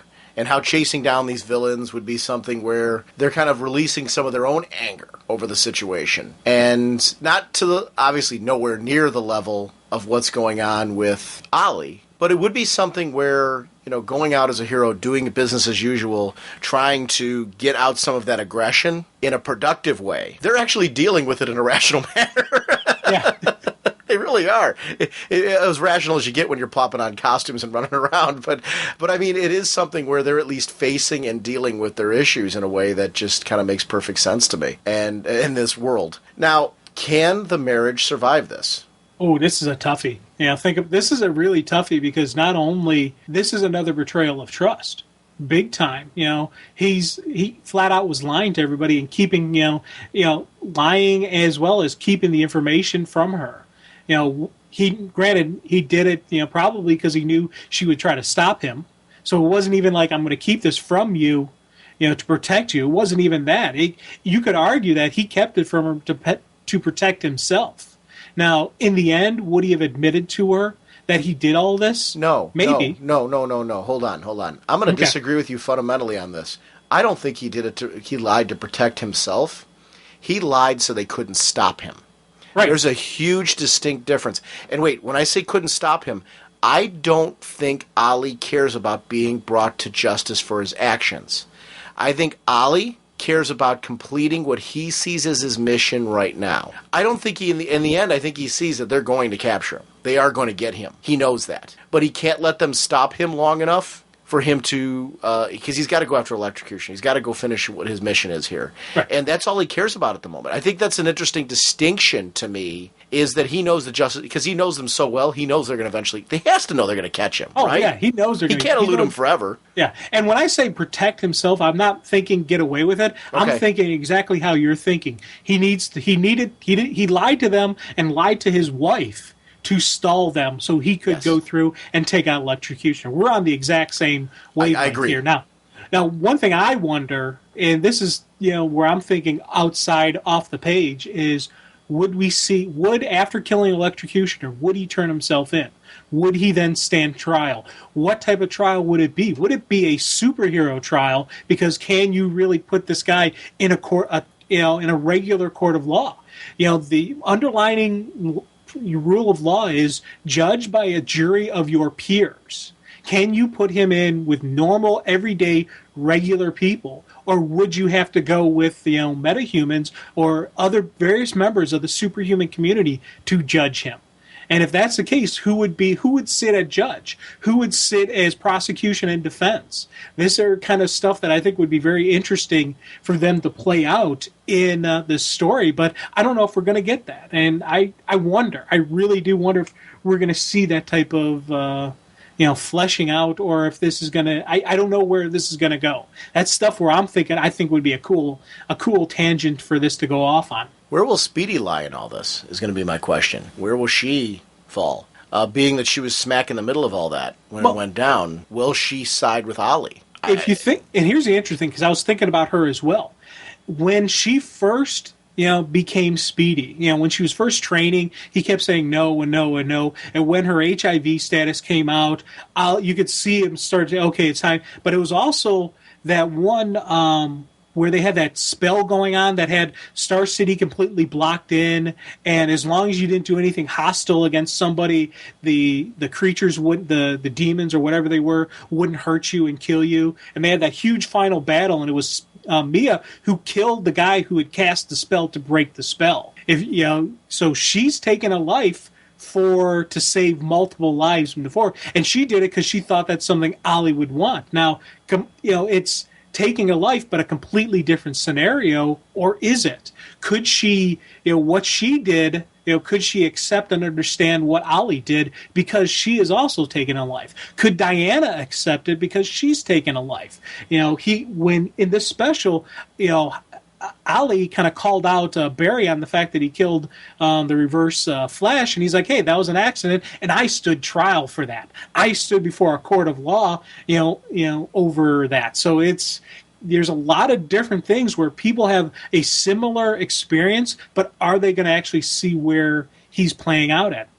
Mia definitely is going to be an interesting character throughout this. One, as I said earlier, she's got to have a lot of guilt over the death, because she was the last guardian. She was the last defender of the child. She was the last person put in care of the kid. How is she going to deal with that? How is anybody going to deal with her over that? Now, here's a question I have for you. Obviously, we're both digging this story. Do you agree with Ollie? Yes. And do you think he's doing the right thing? Well, that's what I'm asking.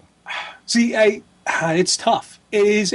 My initial reaction is yes, I agree with him. Yes, he did the right thing. But even after I say that, then I sit back and I think, would I, what would it take for me to take a life? Is it right? Is it wrong?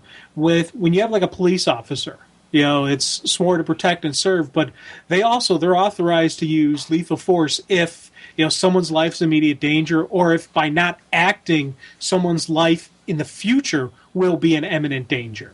So you have those kind of ground lines that you look at that type of stuff where maybe this could be called a justifiable shooting, but it's one of those things. He showed up, he ambushed him, basically, put an arrow in his head.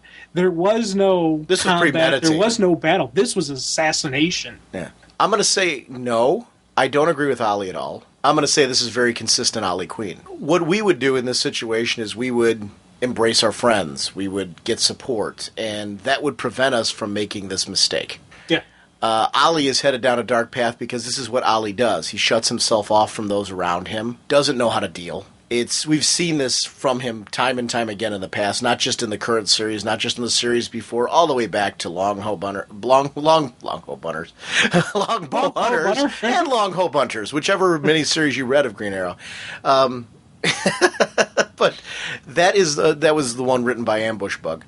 But that is something about Ollie consistently all the way through. It has been the thorn in their relationship, and that's what's working with me about this. I don't agree with him. I think what he's doing is wrong. Yet I believe this is consistent Green Arrow. This is consistent Ollie, and I think he's going to have to deal with the nature of this. This is the guy that got blown up in a helicopter because of how dark his path went to. So, I'm agreeing with this. I see how it's happening. I think it's good storytelling. I don't agree with Ollie. Definitely. Yeah, and it's funny because if I was Ollie in this circumstance, I think what I would probably do is I would probably hang up my bow and focus on Roy. And I think that would be my way to make sure I didn't do what Ollie did. Because I would be enraged. I would be so filled with so much fury that I would know that I could kill someone very easily. And that would be the only way I could keep from probably killing somebody is to physically pull myself away from it. But that's me thinking this, and you would also deal with the pain with Roy, right, and with those around you that are supporting you. Yeah. You would start working through the pain that way. Ollie is not dealing with the pain; he's looking for revenge. Yeah, and he will never deal with the pain until he stops looking for revenge. But this is vintage Ollie, and it does fit him as a character. I would be miffed. There's so many heroes that I would be miffed if I saw them. Like if I saw Batman go down this path and start killing people, I would be furious. Yeah. Although I say that, and then there's a Batman with guns. And I happen to like him over in First Wave. But that's a different universe. In this universe, though, if I saw Bruce Wayne assassinate somebody, I would be ticked. Hey, if you saw Bruce Wayne or Dick Grayson do it, we'd be furious. Right. There is some things that some people who would never do it. Clark, Kal-El would never do something like this. Wait a minute. Didn't Bruce do that in Final Crisis? Holy crap, he did. I'm just sitting here right now going, I'd be ticked, and I actually really liked that. I just go back and think of something like, wait a minute. I think, he did kill somebody. He did it. He killed him with a gun, too. Yeah, he got Darkseid. But I gotta say this, you know what? I don't agree with Ollie right now. I did agree with Bruce. Because that was the only way to stop that. That's the difference. The distinction with what Bruce did was, it was the only way to stop Darkseid. And he ended up dying in the process. So it was like a dual sacrifice. Yeah. But the difference was, in this case, the damage is already done. Ollie's going for revenge. Bruce wasn't going for revenge. He went and did what he did to stop this god from destroying our world. And there is a huge difference there between the two of them. Yeah. And their motivations, and that's why it did work for me. This doesn't work for me. But I love the story. I'm excited. I'm chomping at the bit for this Fall of Green Arrow number 31 that's coming out next. I loved issue 30 that was also by J.T. Krull, the Blackest Night issue. Yeah. Where we got to see the determination of Ollie and the need to try and save those that he loves. Because I think understanding how much he loves these people was essential to understanding why he would do this. Yeah. And it was He's cool hurting. And it was cool in that Blackest Night issue just to see, just that, with a lot of these characters, when they're in control, when the Black Lantern's in control of them, we see that, them fighting it, and he was just able, slight shift in the aim, causing the Black Lantern Ollie to miss. But not only miss, hit the cryo tube and let them know how to stop them. And I thought that was just a really cool, just Ollie kind of moment. And even just the supporting cast, he missed. Wait a minute, he never misses. And that's when they see what happened. It was just a really powerful, cool moment. I'm excited for this whole. I want to see more of Ollie. Oh God, yeah. Yeah. And it's funny because with everything going on in the universe, Ollie and Roy and all that stuff could be lost very easily, in the background as, oh, okay, yeah, sure, he lost his arm, ooh, that stuff, yeah, Ollie's taking it bad, oh, okay. No, they kicked this up a notch with the death of Roy's daughter, Ollie killing people. They've really said, okay, we're going to give you a significant story along with all these other epic stories going on in all the different other universes. Guess what? The Arrow family is in turmoil as well. So hold on, guys, because here's another bumpy ride. Can the marriage survive this? I honestly don't know how.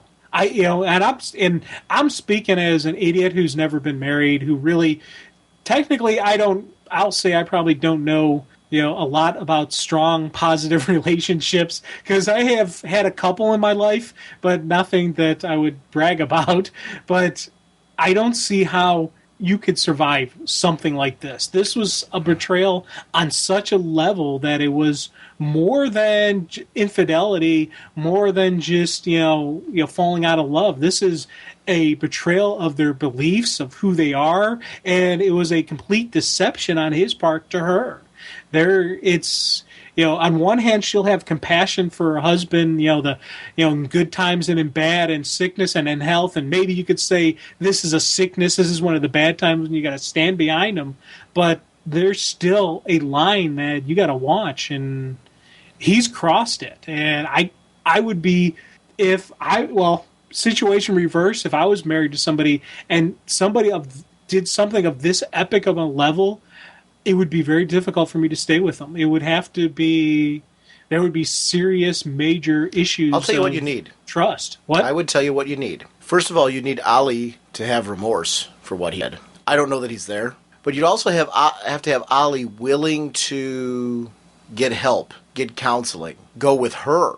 And she has to be willing to do that. She has to trust that he is genuine and that they both are coming together with the goal of trying to find a happy medium. He'd almost have to give up being Green Arrow in order for their marriage to, I think, in order for their marriage to survive this. Because I don't know that he could go on doing this. I don't know that she would trust him as Green Arrow.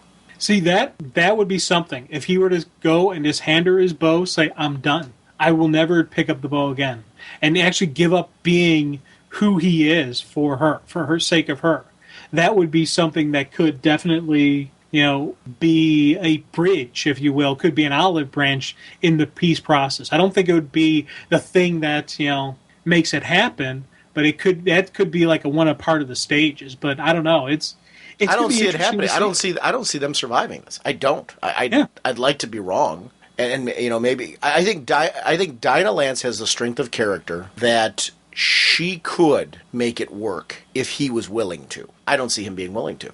Yeah, he definitely would have to have remorse on his end, and he would have to admit he was wrong, or there would have to be an overt action on his part, showing that he knows he shouldn't have done this, and he never will. I honestly don't think that Ollie will ever say I was wrong in doing this. This is pure justifiable. This is a authorized shooting in his mindset. This is what needs to be done. He's in his. It's just the and even shooting. At the end of the issue, he has approved an assassination.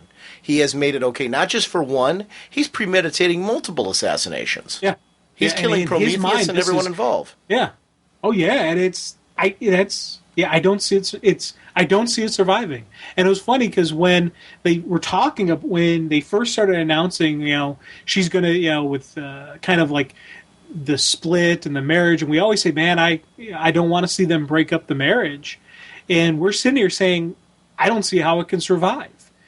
So they've just right now justified a split up between these two. It's not breaking up a superhero marriage to break up a superhero marriage.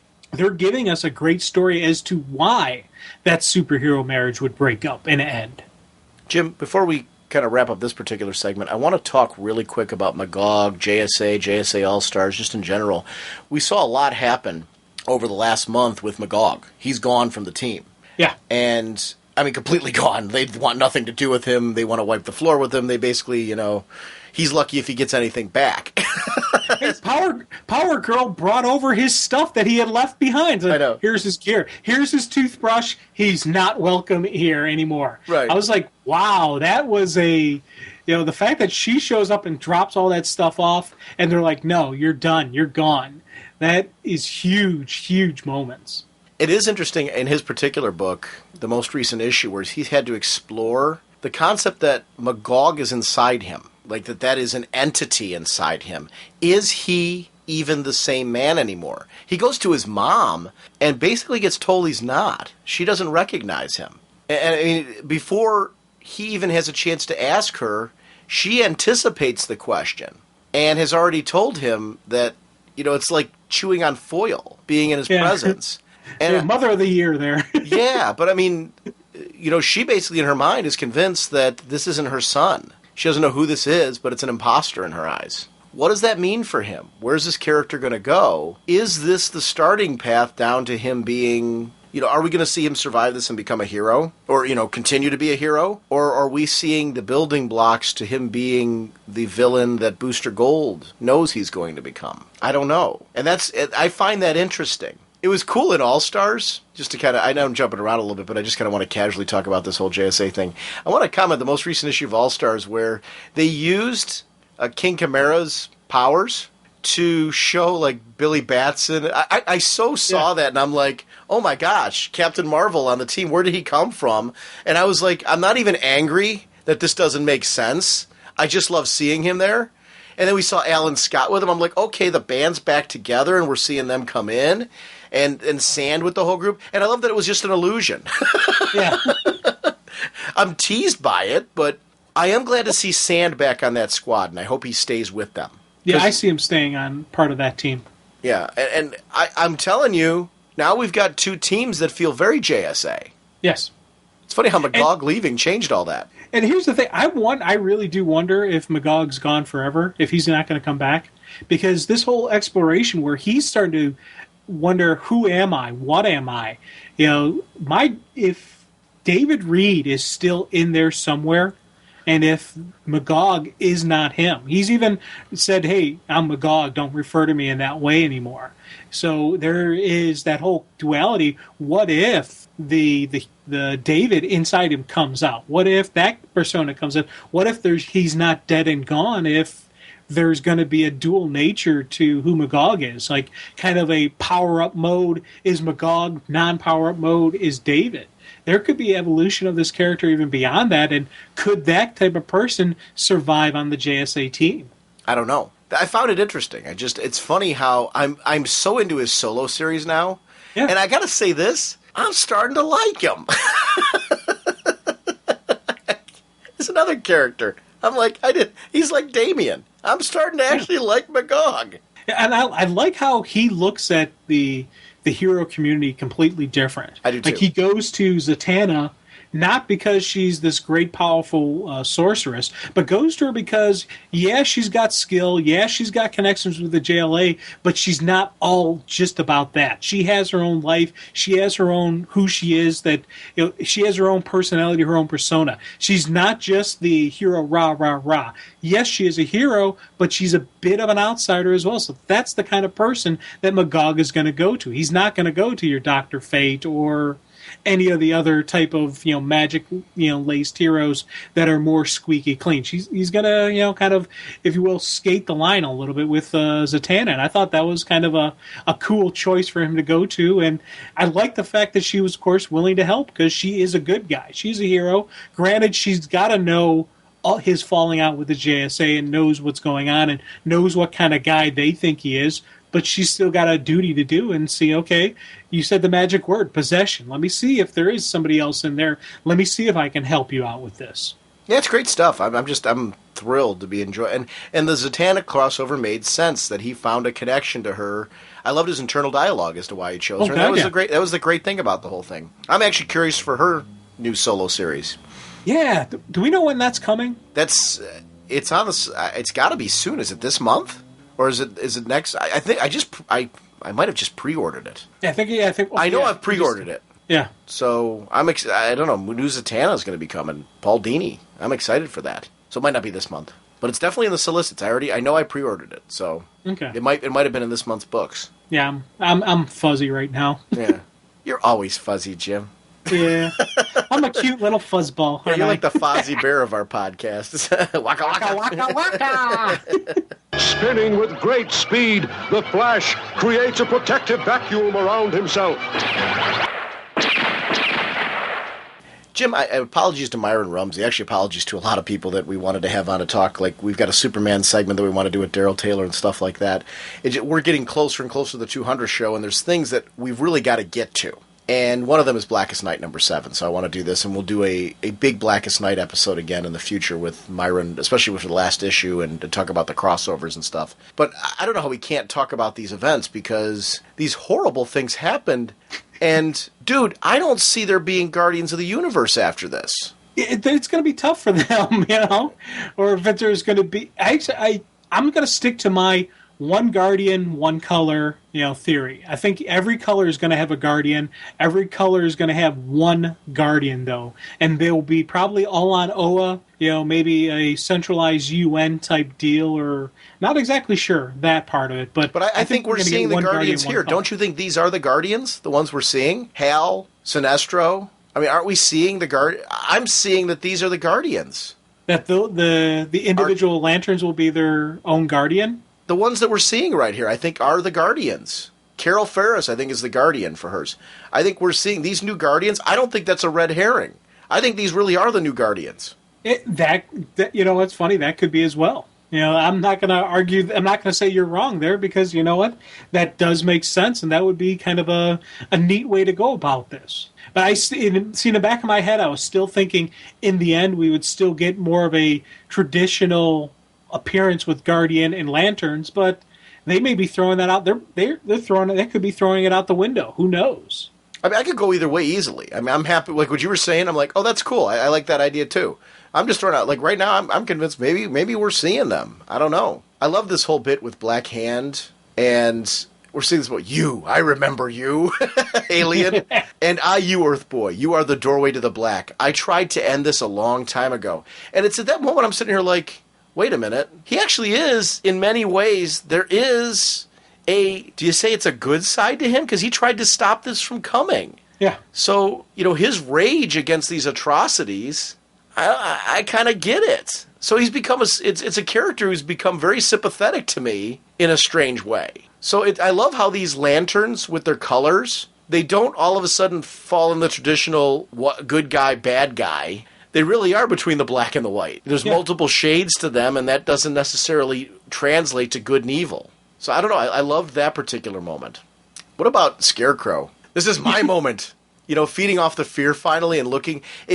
Because of the fact that they are so untrained in the emotion, whereas the other lanterns have kind of been chosen for the specific purpose of either previous, like Carol Ferris was previously a Star Sapphire. Hal, has been forever, he is willpower.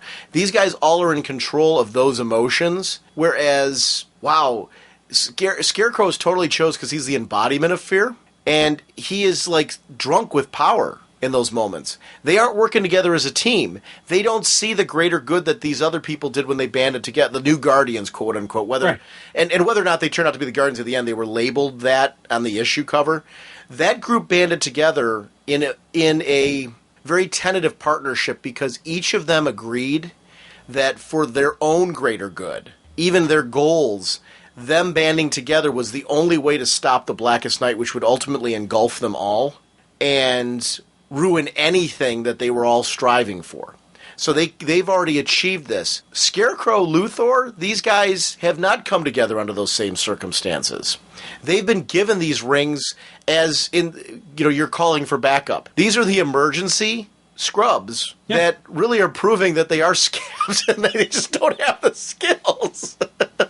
And it is interesting to see the distinction. It makes me respect more like a Sinestro as a Yellow Lantern than a Scarecrow. Yeah. And it's one of the things I really like is seeing like some of the heroes, who are able to deal with the power better. Obviously, Barry is able to handle the Blue Lantern and the blue light, as we saw in his special, an understanding of what it is, because he's always been that bastion of hope.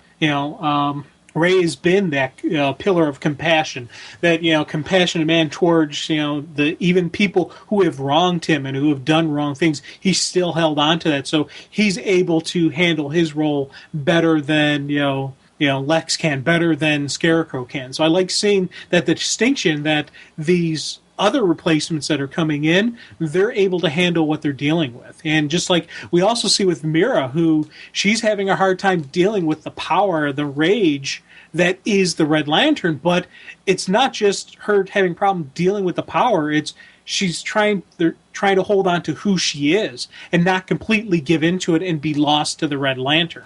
So that is kind of a really cool stuff going on there. I love Luthor with the "Give me your ring." Yeah.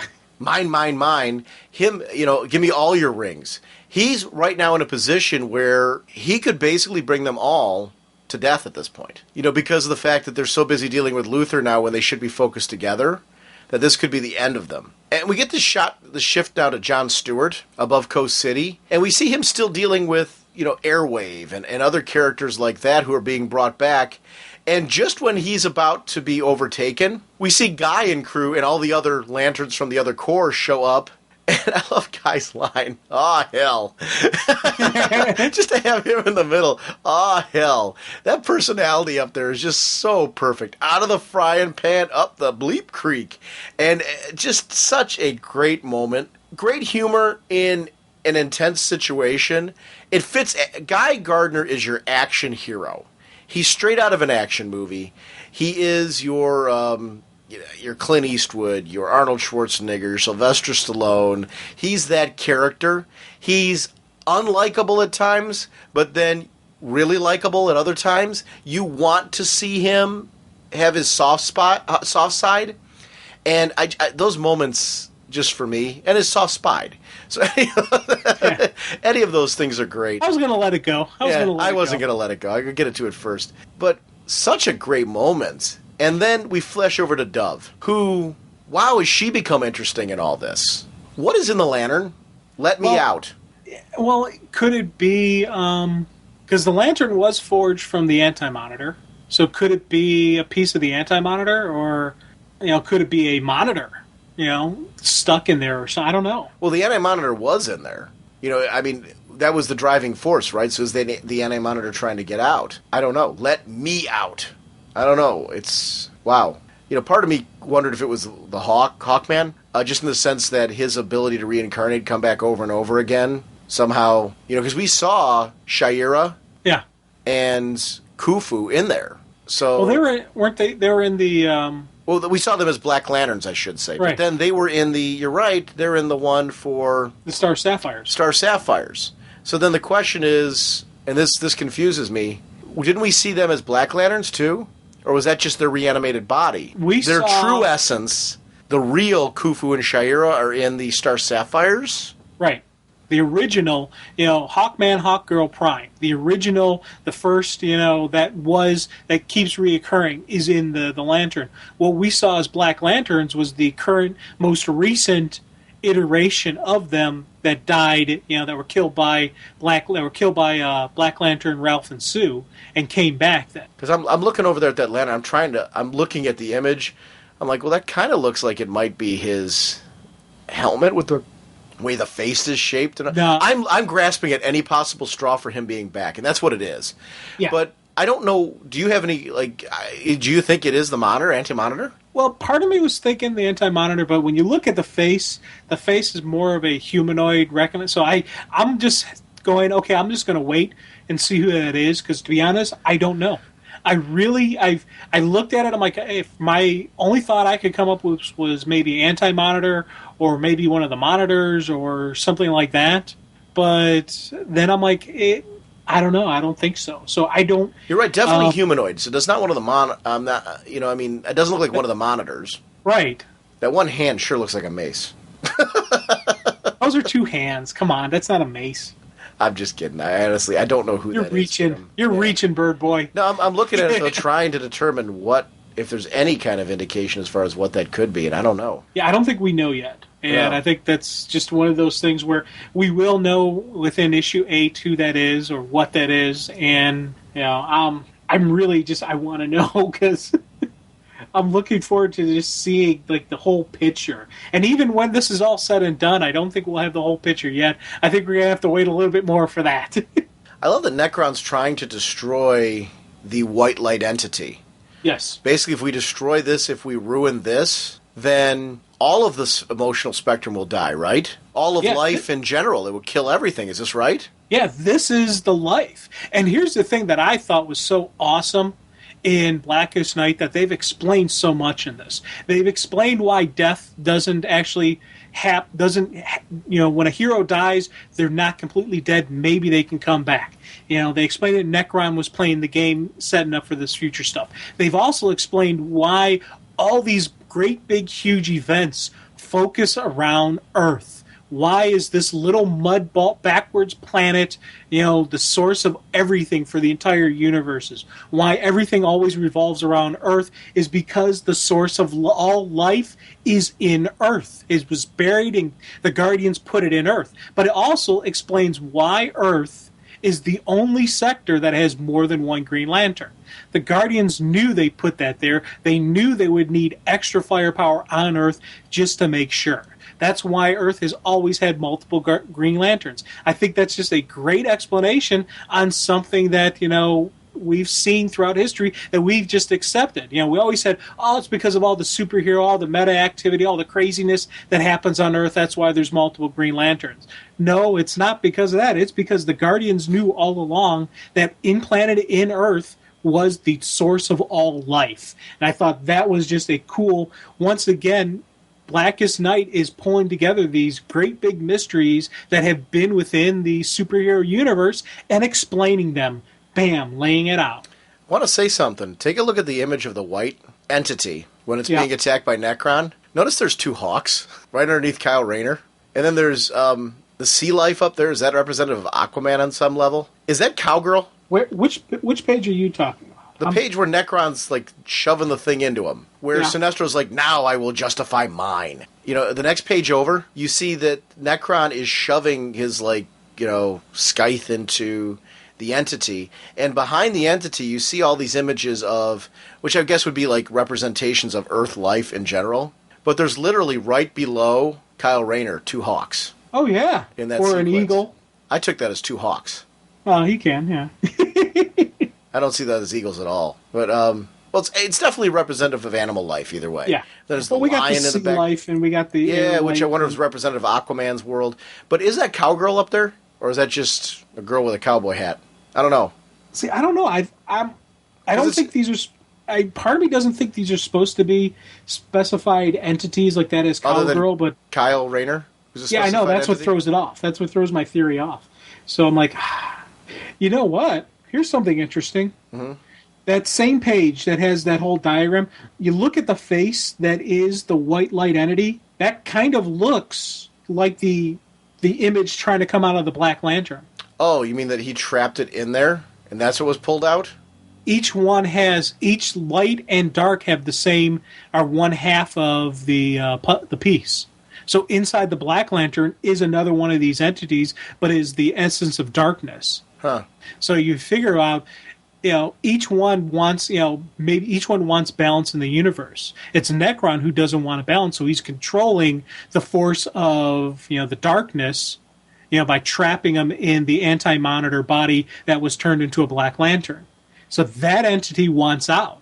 If the white light entity is out, the darkness wants to be out. Because each of these powerful beings want order and balance in the universe. So maybe that's some way to end the Blackest Night is by releasing this, being inside the Black Lantern. Maybe that's going to be necessary. I'm taking in what you're saying, and I'm kind of like, I don't know if I see it that way, but it's an interesting theory. I don't know. I'm just enjoying this. I'm at the point right now where it kind of like when I was joking around about the Hawks earlier. I'm with you. I'm enjoying the ride. At this point, this is an interesting exploration for me because I think he's going now and introducing so much lore that he's creating, Jeff Johns, that I'm kind of absorbing now, like this kind of religious lore that he's created for the DC universe. You know, like this whole, like the DC universe's Big Bang Theory. That I'm kind of it's a different experience. Like in Batman, I was so busy trying to solve the mystery, whereas in this, and it's not an insult to this, it's just the opposite.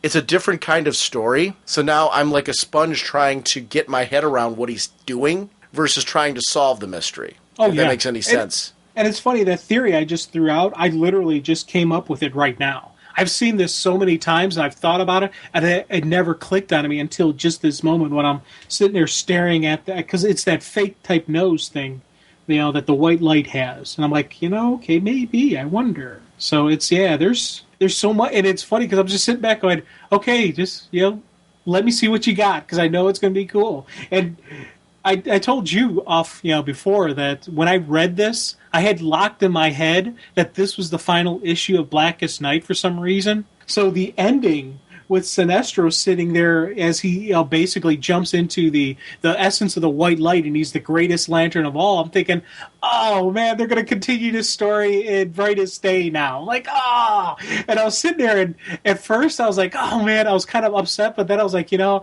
that's kind of cool. I think I'm enjoying it. It's going to, you know, flesh out the story for me, make me enjoy it a little bit more, get a little bit something out of it. I was like, oh, okay, you know what? I'm all right with this. When did you figure? When did you figure it out? What? That it wasn't like the next. Final... Where his power wasn't an indicator to you that there was going to be a next issue. Hold on. I honestly thought beware his power, because that's the white, the Brightest Day symbol is underneath it. I'm thinking, oh, this is going to continue in Brightest Day. This is what Brightest Day is about. It's about Sinestro being this. It's about the ultimate end of, okay. And it took me, I was working through it, trying to figure it out. I reread the story again, going, you know, okay, this is an ending. This is a definite ending. Wow. We're seeing this shape. They're going to continue it on and on. I was understanding it. I was getting okay with it, and then it was, I think I was like in the bathroom, and I was just sitting there, and I go, wait a minute, there's another issue. Oh, I'm an idiot. See, you know what I think it was for me, it's the difference of our experience. Like, I tend to follow the solicits. I tend to look at, you know, I was reading all that stuff on the source, so I'd read enough of the Brightest Day solicits that I knew that wasn't what so I think that might be the difference in our experience, because you just started reading the source recently. Yeah, and I, to be honest, I do. You know, when I do, you know, with ordering, and I try to avoid solicits, because I really don't want to have any idea what I'm getting into until it's, you know, fleshed out in front of me. And it's funny that I do a spoiler podcast, because I'm kind of a guy who doesn't, you know, like a lot of spoilers in some of the stories. So part of the thing with Source, I think it's cool, and I really enjoy it, but I am a little bit leery of it because I don't want to get something spoiled. Well, and see, the difference is, though, and there's a huge difference between what you're talking about. You don't want something spoiled before you read it. One of the reasons why we put a spoiler warning on the show is we're not trying to spoil something before somebody reads something. We're trying to enjoy chatting about it after the fact, which is why we put that warning on the beginning.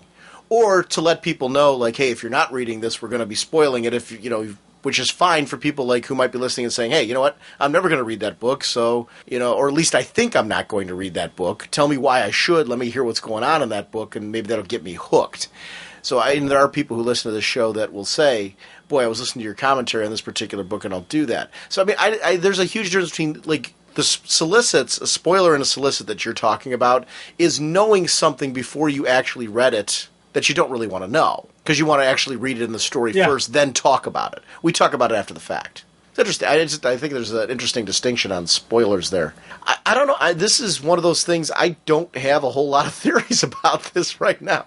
I'm just enjoying this ride. Yeah, a lot of my theories have gotten thrown out because I don't know where it's going to go to next. I'm really just sitting back and enjoying this. And part of me, you know, as I said, I now have that. I'm just now thinking maybe the light and the dark must work together to end this, and it's not just all the color spectrum, but it's all of the colors together. You know, you think white light is the presence of all of the colors, and it's not a member of each ring that does it. It's this white entity has to, you know, go in and be the offset and the balance for this, you know, whatever is in the Black Lantern battery.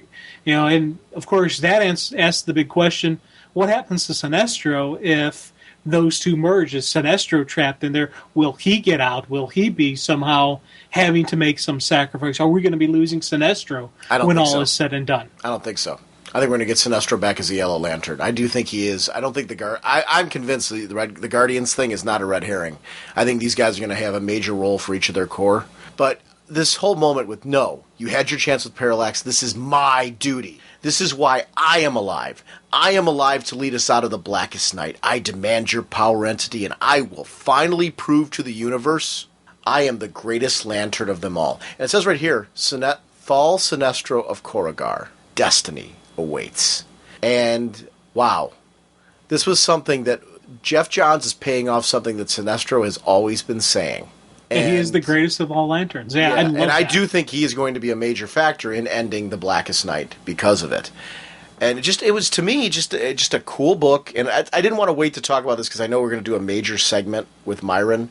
And you and I've got so much recording to do over the next few weeks that I really wanted to make sure that we got to talk about some of this now for people who are kind of chomping at the bit to hear us chat a little bit about some Blackest Night. Wow, major events going on in the DC Universe.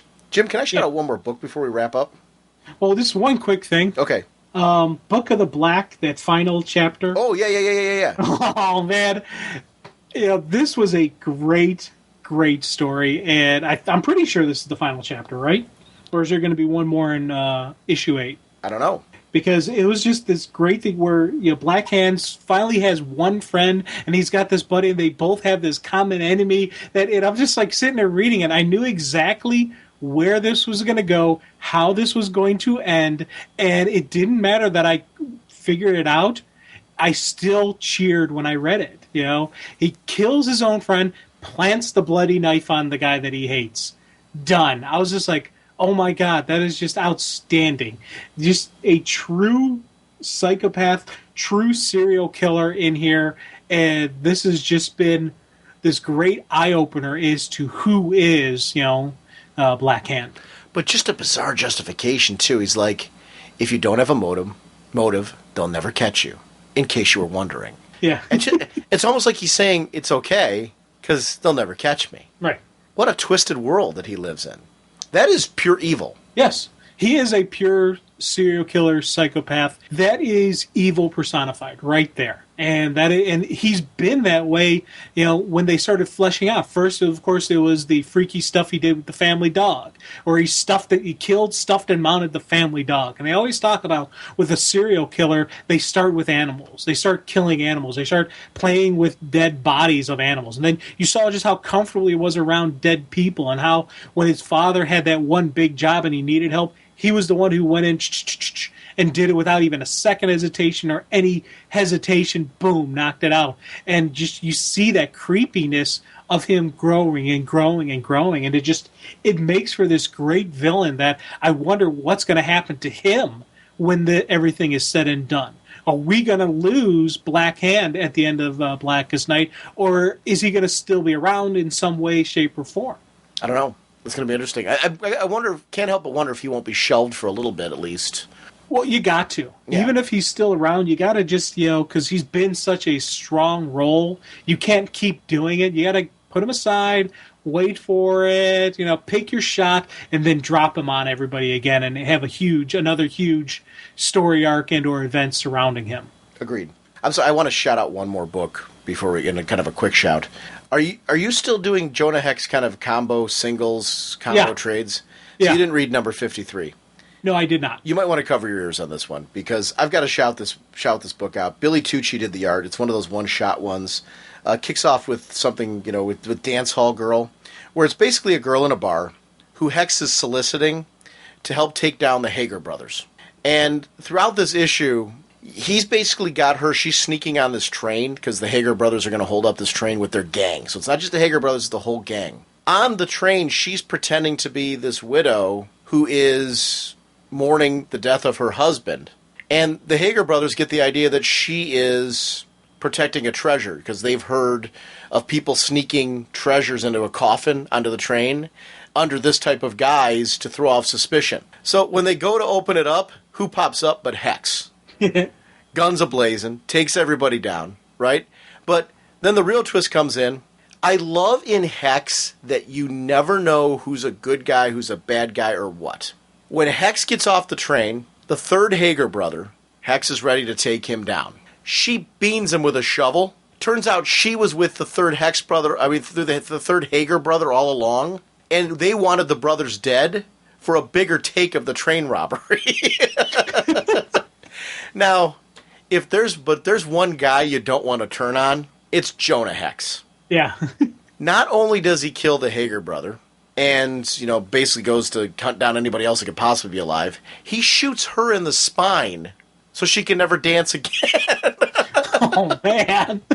And the whole time, you don't want to mess with Jonah Hex, and that's what I love about him. Because he sits there, I can't feel my legs. Damn you, Hex, you crippled me. Next time you hit a man, best make sure he's dead. You, I swear to God, I'll get you for this. Whatever it takes, I'll kill you. I admit, you're a good actress. Someday, Hex, someday I'll kill you. You're going to have a hell of a time stabbing me in the back from down there. But I'll keep an eye out for you, Lana. And he's walking away into the sunset. And the name of the story is You'll Never Dance Again. Just such a great, nasty Western. And it's something you only get from Jonah Hex. The artwork is absolutely good. I'm glancing through it quickly, because it's honestly, you want to read the whole issue to see how this all plays out. But I adore this book. I cannot miss an issue of Jonah Hex. This is easily one of my top 5 books right now. And it's so risen up the stack. This is a book that I could never go without, because it so totally does something for me that no other book's doing right now. Yay, Jonah Hex. Yay, Gray and Palmiotti. It's just such an awesome book. Quick thing, Sean, I was just wondering, so a bullet to the spine is kind of like having guilty feet. You're never going to dance again. Guilty feet just have no rhythm. I love how Wham just kind of crept into your conversation at that point. You know what, Jim?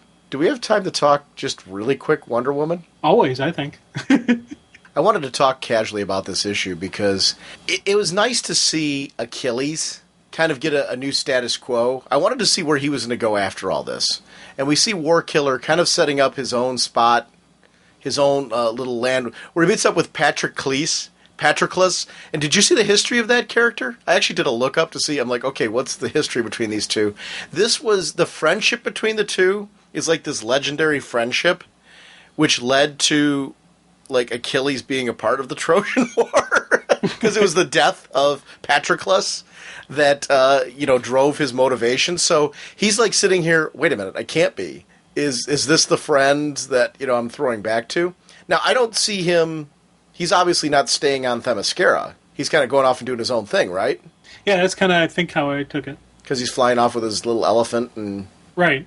So, but it's kind of like he's taking a piece of it with him kind of deal, where he's definitely not going to be the conqueror that originally they had hoped for. We have seen a growth and development of Achilles. I'm interested to see where this character plays out, because Gale's got 42, 43, 44.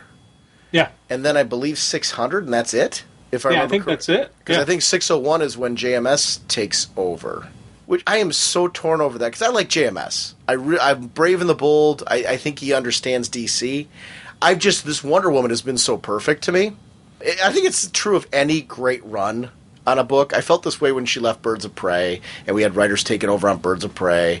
I'm like, but the Gale was on this book. Exactly. It's great. And I grew to like Birds of Prey, but I'm like, whoa, boy, Wonder Woman is the development of the supporting cast. Because this makes me believe that, are we going to see Nemesis again back in this book? I don't know now. I'm going to be curious to see where this book goes after this, because this run has been so important to me. I've literally I don't know if you've done this. I've got every hardcover that's been released of this run so far. I don't usually do this. I'll get a hardcover of an arc that I really like usually, but this whole run. Yeah, I have everything from the Circle on in hardcover. Am I the only dunce? I love the battle between Power Girl and Wonder Woman, but did you know that the Crows were Ares kids? Eventually I did. It was one of those things where, and I don't even remember whether I figured it out before the end, or if I took me, I'm trying to remember when I read that, how long it took me to figure it out, but I did kind of start thinking stuff like that, especially with what we've seen from the kids, how they represent the dark animals and the various other beasties and nasty stuff. So, yeah. So I'm going to say yes and no. It wasn't one of those things where when I first saw the thing saying, oh, man, that's got to be Aries Kids. But it was something before the reveal. Wait, this isn't... Did she just punch me into Canada? Just such a great line. And here's another great moment. This is where Gail Simone understands a character that she brings into the book. I love when she crosses over with characters because it never is just like a cookie cutter. Let's bring in the character and we'll do a quick little thing and show that I know very little and I did very little background research into the character. She always does background research, whether she already knew the character because she was interested in the character or whatever. I love that the character's brought in for a reason and we do something with it. All right, this is fine. I like Karen, Power Girl. I admire her. She's tough and smart and never apologizes for being who she is. She is refreshingly free of the slight animus that some powerful superheroines seem to feel towards me. She is completely herself. My respect to my opponent, and the spirit of honorable combat. But if she thinks my affection for her will allow her to use me as a spar dummy, well, she is sadly misguided, and I have super speed too. But a great moment where we see one of the things I respect about her is she can be herself around me, whereas other people, I could imagine being Wonder Woman can be very lonely, being Superman can be very lonely, Batman chooses to be very lonely. But, it's one of those things where people, when they're with them, talking back to what we were talking about in the beginning with that drowned kid or whatever, where, everybody kind of looks up to Clark and sees him that way. Wonder Woman would be, if we were sitting there with Wonder Woman right now, you and I would be talking like morons. You know what I'm talking about? It'd be like, okay, Wonder Woman, trying to come up with a cool thing to say that makes her feel like we're equals, when in all honesty, what Wonder Woman probably would always just want, just relax, be yourself, guys. That's all I really want. I'd like to talk to you as you, because nobody else can do that with me. And she loves that Karen, unapologetic, is herself. And that's something she respects. I love that all of this is being driven by the fact that these crows are messing with her head. That Karen's head starts to clear during the whole situation when she sees Diana catch the bus and she's helping these people. Now the crows, and this just shows how these are just wicked, wicked kids, they realize that she's kind of coming out of it. Hang on, Diana, she's freaking Diana, right? Am I being chumped? You have every right to be angry, you know. What an attention hog the princess is. Look at her.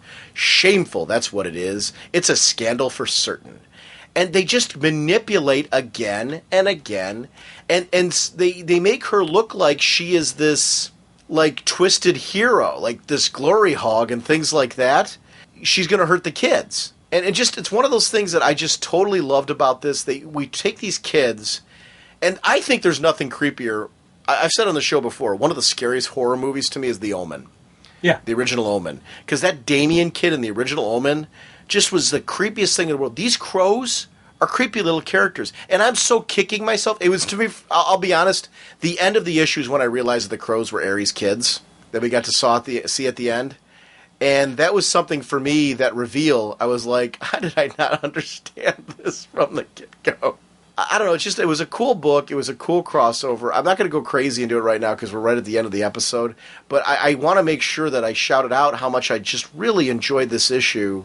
And seeing, like, Steve Trevor with his wife, Etta.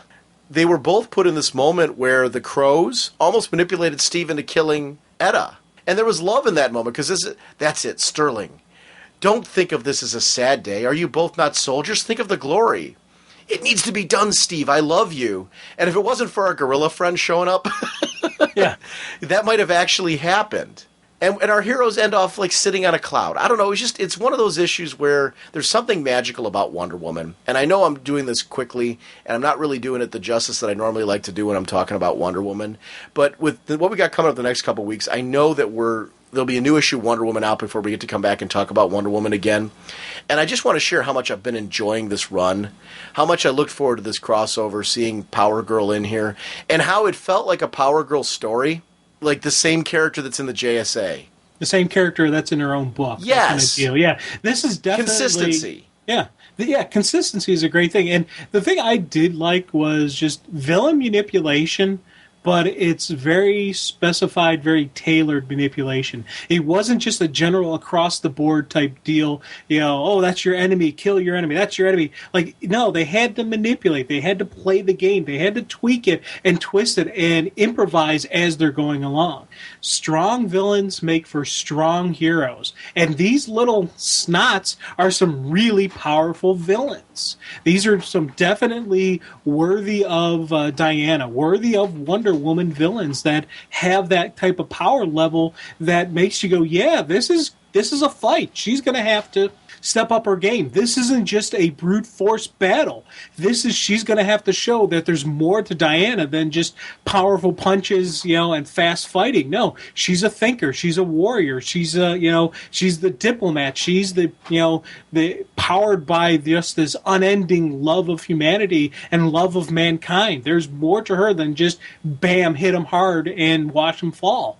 And that's one of the things that Gale has really brought to Diana, that there is more to her than just smash and grab, beat him up, and all that. There's this regal royalty to her. There's this iconic hero that other people want to be. Other people inspire to be like Wonder Woman, to step up their game. And it's that type of element that she brings to this character that I am going to miss, and I hope we don't lose. Now, I got mad respect for JMS. He's a great writer. I've really enjoyed what he did, Brave and the Bold. I'm liking seeing he does his homework, so I'm hoping that he continues on some of this stuff that the groundwork that Gale has laid for Diana. It's one of those things where I am nervous, going forward, because I don't want to lose this iconic hero that we now have in Diana.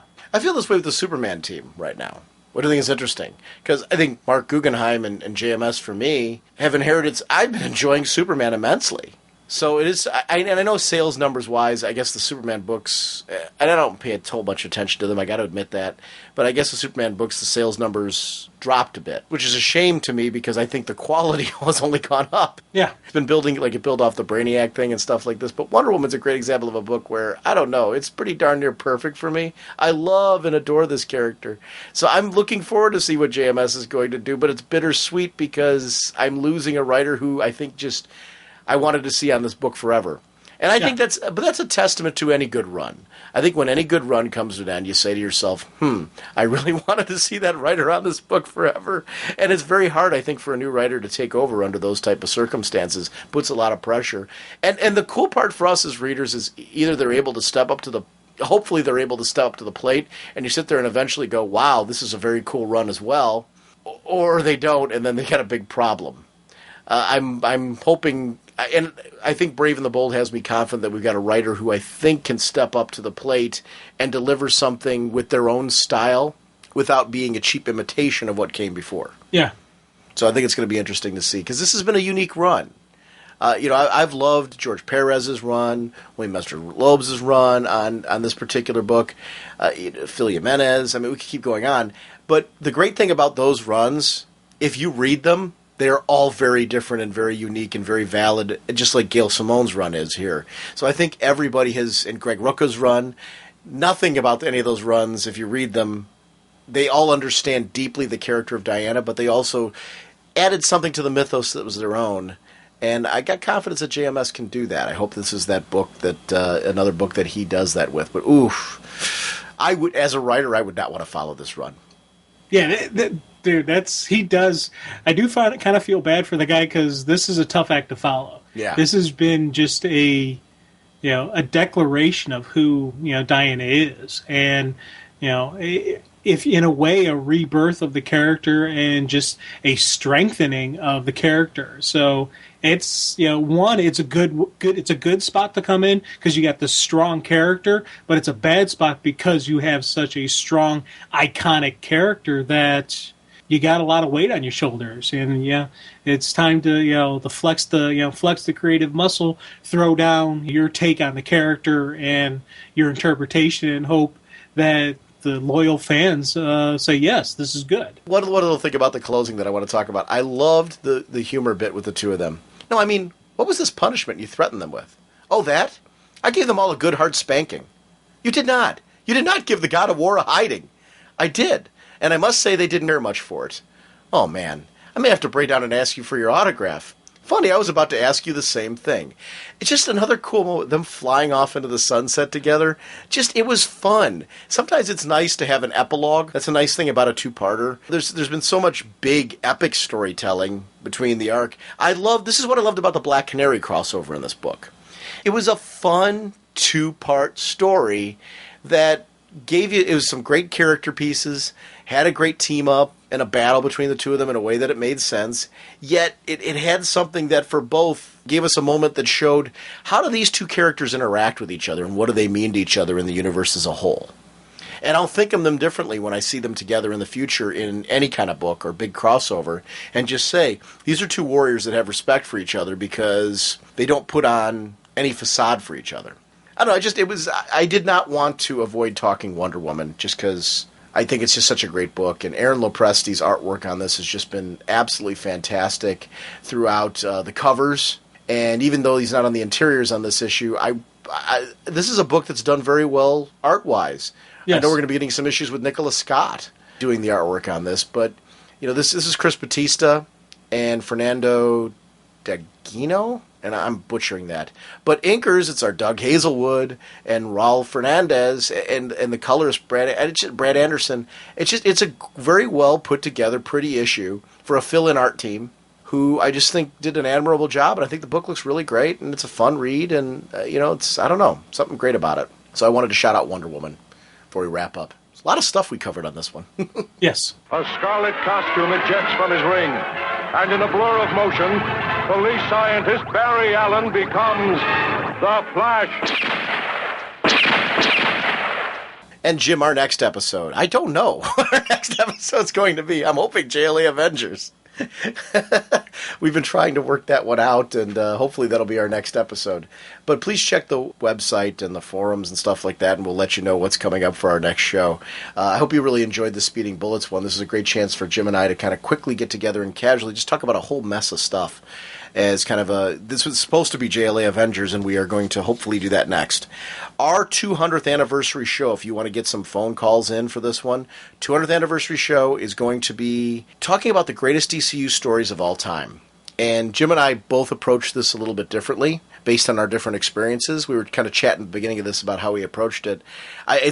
This, for me, is going to be an episode that's very hard for me to kind of pin down favorite stories. And I love that we're going to be doing, eventually, one of my favorite stories on the show, Batman the Cult. So it's kind of a brief teaser, one of my favorite Batman stories of all time, The Cult. Yeah. So I've wanted to do this since the start of it. That's instocktrades.com. You can pick that up right now at 40% off. But that's one we're going to be doing. Over at dcbservice.com, remember that you can get some great discounts on books, and that would include Superman War of the Superman, number 2 of 4. That one's regularly $2.99, 40% off, only $1.79. That's dcbservice.com, your pre-order source. Want to remind everyone about some upcoming conventions. The CGS Super Show, March 27th to 28th. That's comicgeekspeak.com/Super Show. Want to remind everyone about Chicago's C2E2, April 16th to the 18th. That's C2E2.com. And the Summit City Comic Con, which is put on by our friends at DCB Service and InStockTrades.com, May 22nd, SummitCityComicCon.com. If you go to RagingBullets.com, there's a connections link. You're going to see all of those conventions. Click right on them from there. You can also get them from our show notes. So, great conventions. Want to shout out David Barron, who's been co-sponsoring our contest. Remember, we want you to mimic, basically, your favorite DC hero, or your favorite DC heroes, because you can enter more than once. Call in, use your own dialogue, use dialogue from books. All you got to do is call 1-440-388-4434, 1-440-388-4434, or Dr. Norge on Skype. And make sure to enter that contest. David Barron, colorist, friend of the show, donating his DC comps and another assorted box of comic books. Huge prize from David Barron. That's our grand prize. Second prize from InStockTrades.com. I'm going to buy you trade of your choice. So that's going to be my donation. And we've got for our third prize or, second runner-up, however you want to look at it, we've got a comic grab bag that you can pick something out of that we will be happy to mail to you. So we're going to have 3 winners. We're going to put them up on the website, so we're going to get some listener participation as far as, you guys kind of deciding who the winner is. But please enter, and don't worry about sounding silly, because the whole point of this contest is to get out there and have fun and sound silly. So yeah, have fun. It really is. So please consider participating. Remember, multiple entries are welcome. So if you are into this, have a blast and pick your favorite characters and try to mimic what you think they would sound like. This is your chance to be a voice actor. Have fun. And like I said, original dialogue is welcome. So, what does this character mean to you? How would you portray this character? How would you bring this character to your life? Be a superhero. We want serious, we want wacky, we want anything in between. Whatever you want to present to us, creativity here is key.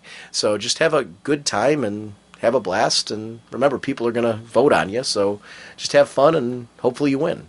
I think it's cool. And I want to thank David Barron for sponsoring that. It's our 4-year anniversary contest. And March 23rd is the deadline for entries. So please consider participating in that, and we're looking forward to it. Jim, we will see everyone next week.